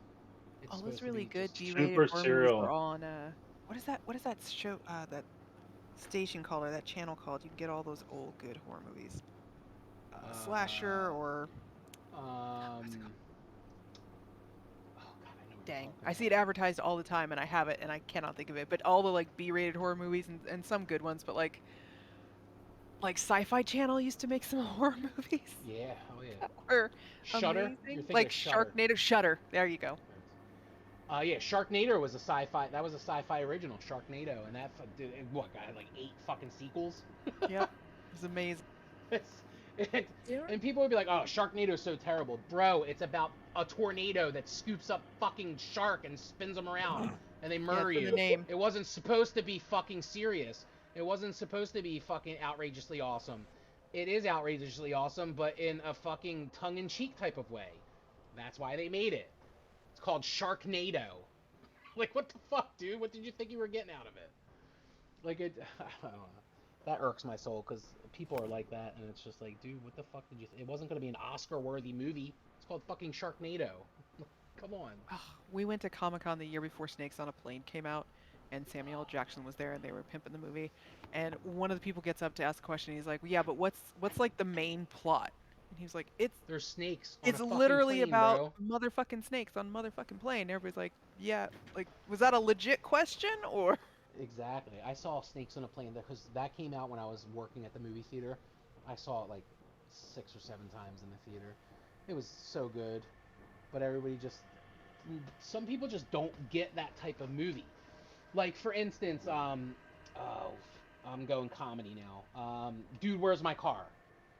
Dude, Where's My Car is so fucking hilarious. It's such a good fucking movie. Oh, But so that many, was a great movie. but so many people are like, I don't get it. Well, then the movie wasn't for you. Then if you don't get it, it's supposed to be a stoner fucking dumb. It's supposed to be dumb, but it's fucking hilarious. Like that's the point of it. It is. It's not like a smart comedy. Like this is, you know what I mean? Like it's not like this isn't meet the parents or like it's fucking dumb. It's two dumb characters who lose their car and then they were so drunk that they don't remember what the fuck happened before. Like like it's just supposed to be dumb. He's arguing with a fucking lady at the Chinese restaurant on the microphone. Like it's just hilarious. But some people are just like, "Oh, I don't get it." All right, well then it wasn't made for you then. Sorry, I don't know what to tell you. I don't get it. Yeah, same thing. Lake Placid. It's a fucking giant alligator in a lake. Great creature Oh, feature. fuck Love did it. you think it was gonna be? It wasn't supposed to be Gone with the Wind, dude. It's a fucking giant alligator. Like, Or come on, Piranha? bro. Oh, Like Piranha was Anaconda. great. Like the movie Anaconda. It's a fucking movie Oh, about a that giant movie anaconda that eats oh, people. Like it's what did like it's that messed me up when I was younger. Oh my gosh. That's exactly what it is. It's a creature feature, like Creature of the Black Lagoon or fucking Wolfman. Like that's how they've always been for years. They're just silly horror movies. They're not supposed to be these fucking Shakespeare in Love bullshit. You know what I mean? Like, come on, man. And people just get so amped up about it, like, oh, that was so bad. Well, then it wasn't made for you. And I've said that multiple times, but it's the truth. Then you don't get it. You don't like that kind of stuff. I like the schlocky horror. Now, there's some horror movies that they make that you're just like, what the fuck? Like Hereditary. Got all these fucking amazing reviews from critics. I went and saw it and was just like, what the fuck did I just watch? That was me. I don't know. Or It what was was the made one for about somebody. the house? Mother? Wasn't me. Yeah, Mother. That one was weird. That was And then whacked I the watched a fuck synopsis out. of it too. I was like, and they're like, oh, and then this part represents this. It's like, if you have to think that hard, then it's no longer entertainment. I don't want to like I can dig deep, but I don't want to dig that deep. I just want to be entertained. It's a movie. Exactly, and that was a Darren Aronofsky movie, and he made The Wrestler, and that was a fucking fantastic movie. Oh, that was so good, yeah. But I just, and I'm not a Jennifer Lawrence stan. I can't, I can only deal with her in small amounts, and she just, she irks my soul. She should have never been Mystique in the prequels of the X-Men movies, but that's just me. She's Katniss Everdeen. That's the only thing I see her as, but that's just me. Like I said, it is what it is.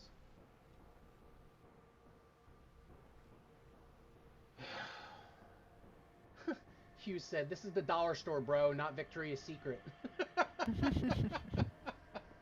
It's the truth. That's the best thing. Like, that's why I love going to Walmart and their $5 movie bin. Like, if you ever want to do just like a random date night with your significant other, go to Walmart, pick out random dollar candies, pick up a thing of popcorn, and go and just put your hand into the fucking $5 pile of movies and just fucking pick out a random ass movies. Just pick out a random one. Grab 2 if you need to. It's $10 for 2 movies. I mean, we're 2022 now. You can just hit random on Netflix and it'll pop up. Exactly. For Yep. you. That's They true. haven't let us down yet. We've watched some crazy, like Dale and Tucker. Dude, Dale and Tucker vs. Evil is fucking yeah, amazing. we got that on a random Fucking thing amazing. for Netflix. We're like, Love cool. that movie. This is Love great. Love it. I can't think of what the other one was, but it was along the same lines of that. And we are like, this is amazing. Where are these random movies? Hughes is Why aren't they bringing up- profiled? How is Hughes an old soul? Are they an old soul, Jade? Huh? The person that's Hughes. I know you I'm keep saying that it's another person, and I Yes. forget. Just call them Hughes. It's fine. I know what they're referencing when they say Hughes too. So. Okay. Well, they're bringing up some old movies. Are they like an old soul, or are they in their 20s? They're in their 20s, but they're internally they're old. Yeah. I'm calling you old out. soul. Yeah, young 20s actually. Yeah. They're bringing up Princess Bride, Blazing Saddles, fucking Robin Hood Men in Tights. Princess so Bride. good. Like, that's amazing. I So have the good. book. It's so big. Blazing Saddles. It is. It's a lot bigger than you think. I just remember dude being like, "Where are all the white women at?" Oh, fuck. Yeah. You could never. Blazing Saddles was this. You Dude, could never Blazing have Saddles that so movie good. You now, could never dude. make that movie now. Never. Ever. Ever Yeah, have that we had a movie. whole It would- conversation about what movies you have to like vet people before you watch them. It's the truth. I And don't that even was care. one of 'em. We're like, you I'll- can't watch I'll it in a die mixed on that group. hill. I'll die on that hill because I'm with the old school movies. If they were good then, they should be good now, and they're not in bad taste. So it's a fucking movie. If you don't like it, don't They're watch not, it. but people wouldn't watch it with the like this is satire, this is funny. Nope. They Everybody would watch watches it like, thinking oh, that this is it's so awful. How true. could you Yeah. say that? And it was like that you're missing the point of the Exactly. movie. Yep. And speaking of Blazing Saddles, we'll talk about another Mel Brooks fucking amazing movie is fucking Spaceballs. Spaceballs. Yes. My Schwartz is bigger than yours. Yes. I'm gonna tell you right now, it took me years to figure out that joke. What's the matter, Colonel Sanders? Chicken. It's like I don't understand why that part's funny.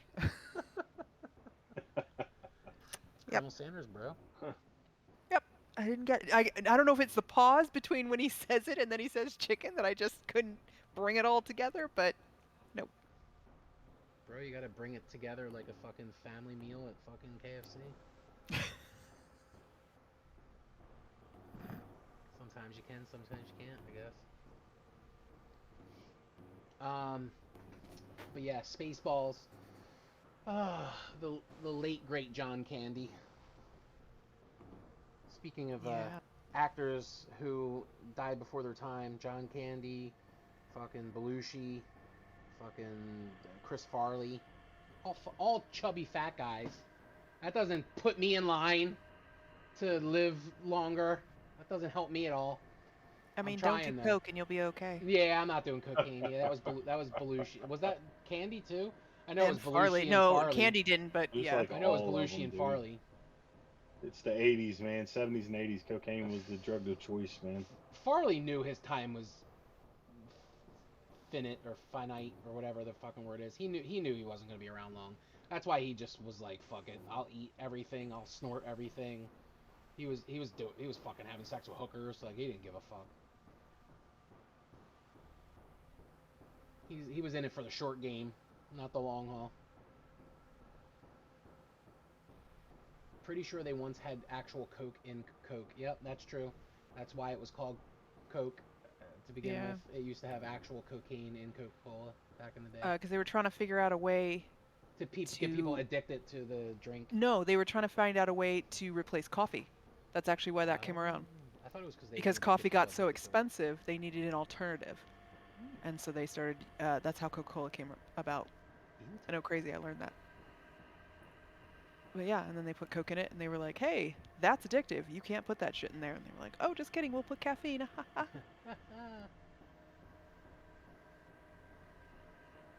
Oh shit, Megan bounced out at 12:53. She was like, I was gonna say goodnight in chat, but I didn't want to interrupt anyone. I have a long drive tomorrow, otherwise I would stay longer. Understood.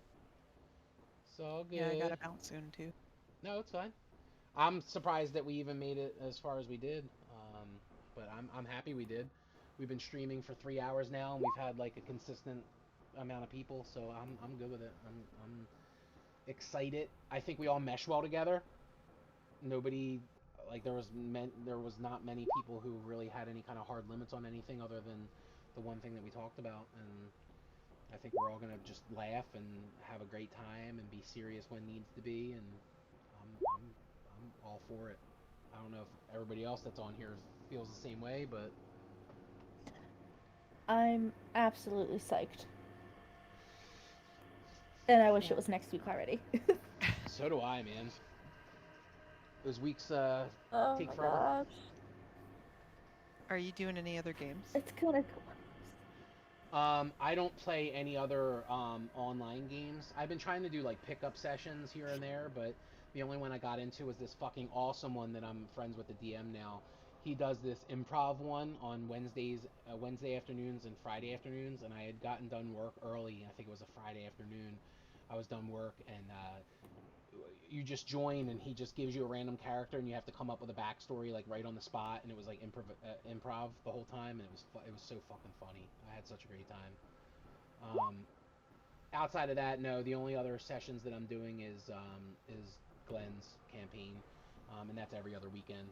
Most of the time it's on Saturdays, but sometimes, if somebody has something to do, then we do Fridays. And I think we've done the occasional Sunday afternoon / evening. But yeah, I wish I had more D&D in my life, to be honest with you. Just because I love playing video games, but sometimes actual video games like bore me, and I'm like, eh. But D&D never does, because it's always different every time I play. And I wish there was more D&D in my life, but it is what it is. I'll play this on Thursdays, and I'll play our in-person every other weekend, and I'll just have to find a way to cope with that. I can't wait to do in person again. It's ask Glenn. I've had a rough couple years. It's kept me going. I'll be honest with you. I love my wife and my kids and everything, and I try to be as present as possible. But sometimes getting out of real life situations like in D&D helps me, because my mental stability has been rough over the last couple years. So it's definitely helped. And Glenn is a big indicator of that, just because he doesn't like to toot his own horn, but I will toot his horn for him. He's a phenomenal storyteller. And I love. Stop it! You are. No, he is. He's a phenomenal storyteller, and I love. Even though my character's a dumb fuck who would climb over a fence, even though Glenn says like, "Are you sure you want to do that?" That's just how I like to play my character sometimes. I like just the willy-nilliness of it. But like his storytelling, like right now, because I'm trying to become an artificer and I lost my arm, we're still playing even though it's not Saturday. So him and I are talking in a app called Signal, which is like similar to like Facebook Messenger or whatever, or Discord, where we're like going over like story points and stuff like that. And like I'll say something like he asked me, I was praying to like a god or something. I was at like a 72-hour like prayer thing, and he said like, do you say anything? And I said like, God, I know you're not here for this, but like I really have to piss essentially. So like, can you help me out here? Like, I'm praying to whoever you are out there to fucking help me.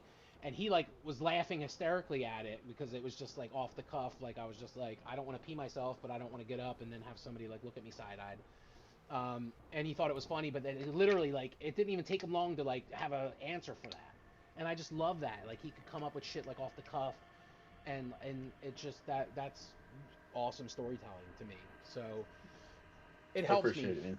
It helps me mentally. It really does because life sucks sometimes, and Well, when we did your it's when we depressing. did when you're Matt, when you wanted to switch from man, I can't remember what your path was before, and you wanted to do Path of Wild Magic, and we did that whole 1v1 thing, and you didn't realize that the people that I had you like dream walking in, you were literally dream walking in your father's skin. In my parents. Yep. Yeah, So and you were like, "Oh my God, this is my parents." I was like, the great thing, like "Yep." Glenn did awesome with that because when I started my character, his name is Gorith, and I started him as like he was a bounty hunter, and his parents or his whole family was murdered when he was young.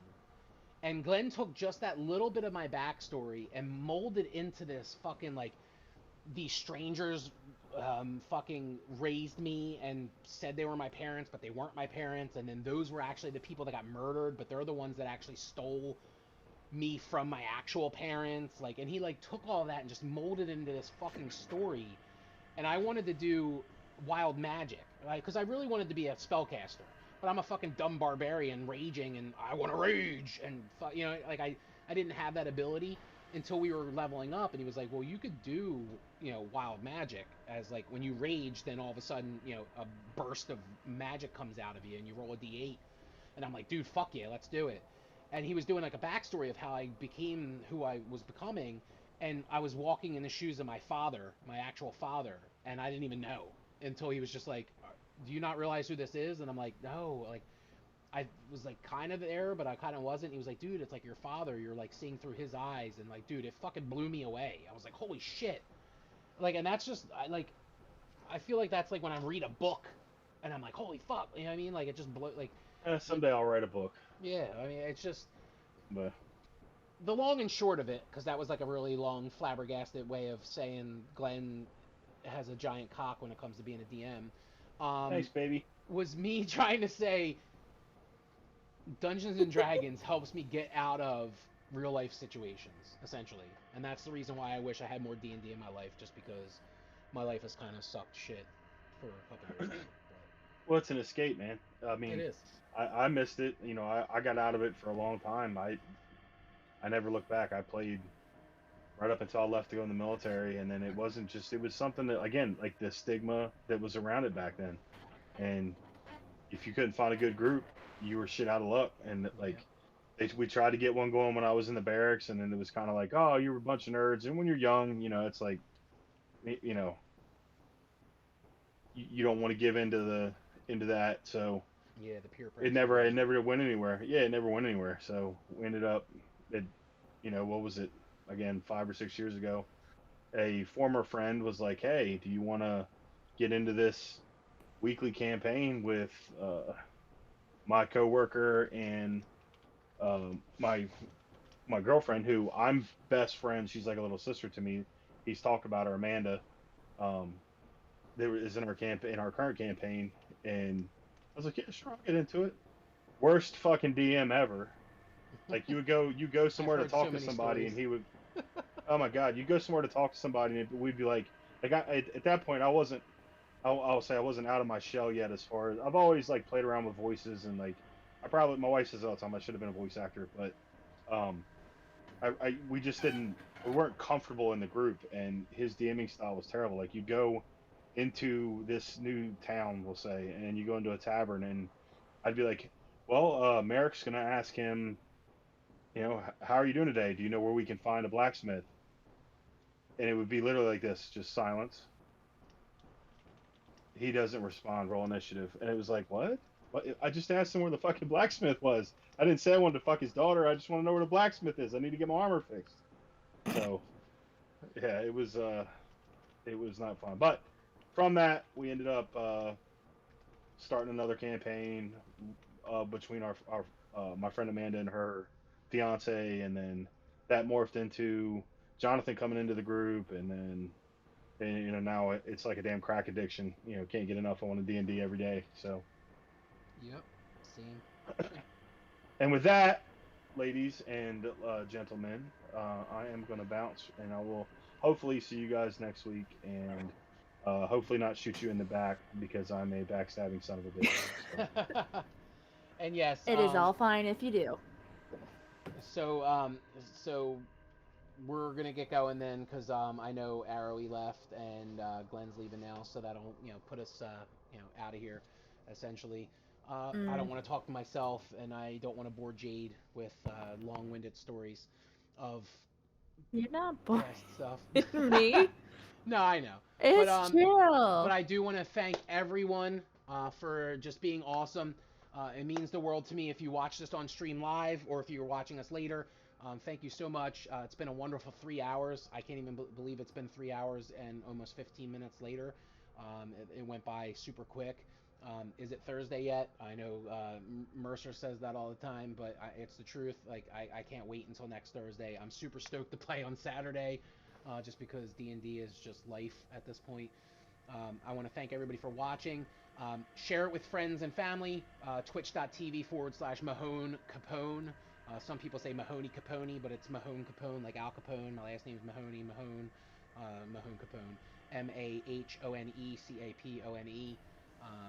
Share it with your friends, share it with your family members, coworkers, whoever, any nerdy people that love Dungeons and Dragons. This week was kind of slow, and you probably just heard us talk about dicks and farts and funny stuff and whatever, and movies like Blazing Saddles. But I promise that next week will be horror and scary. And I do want to thank you so much for coming to Horror Becomes Them. And I hope to see you next Thursday, session 1. Have a good one.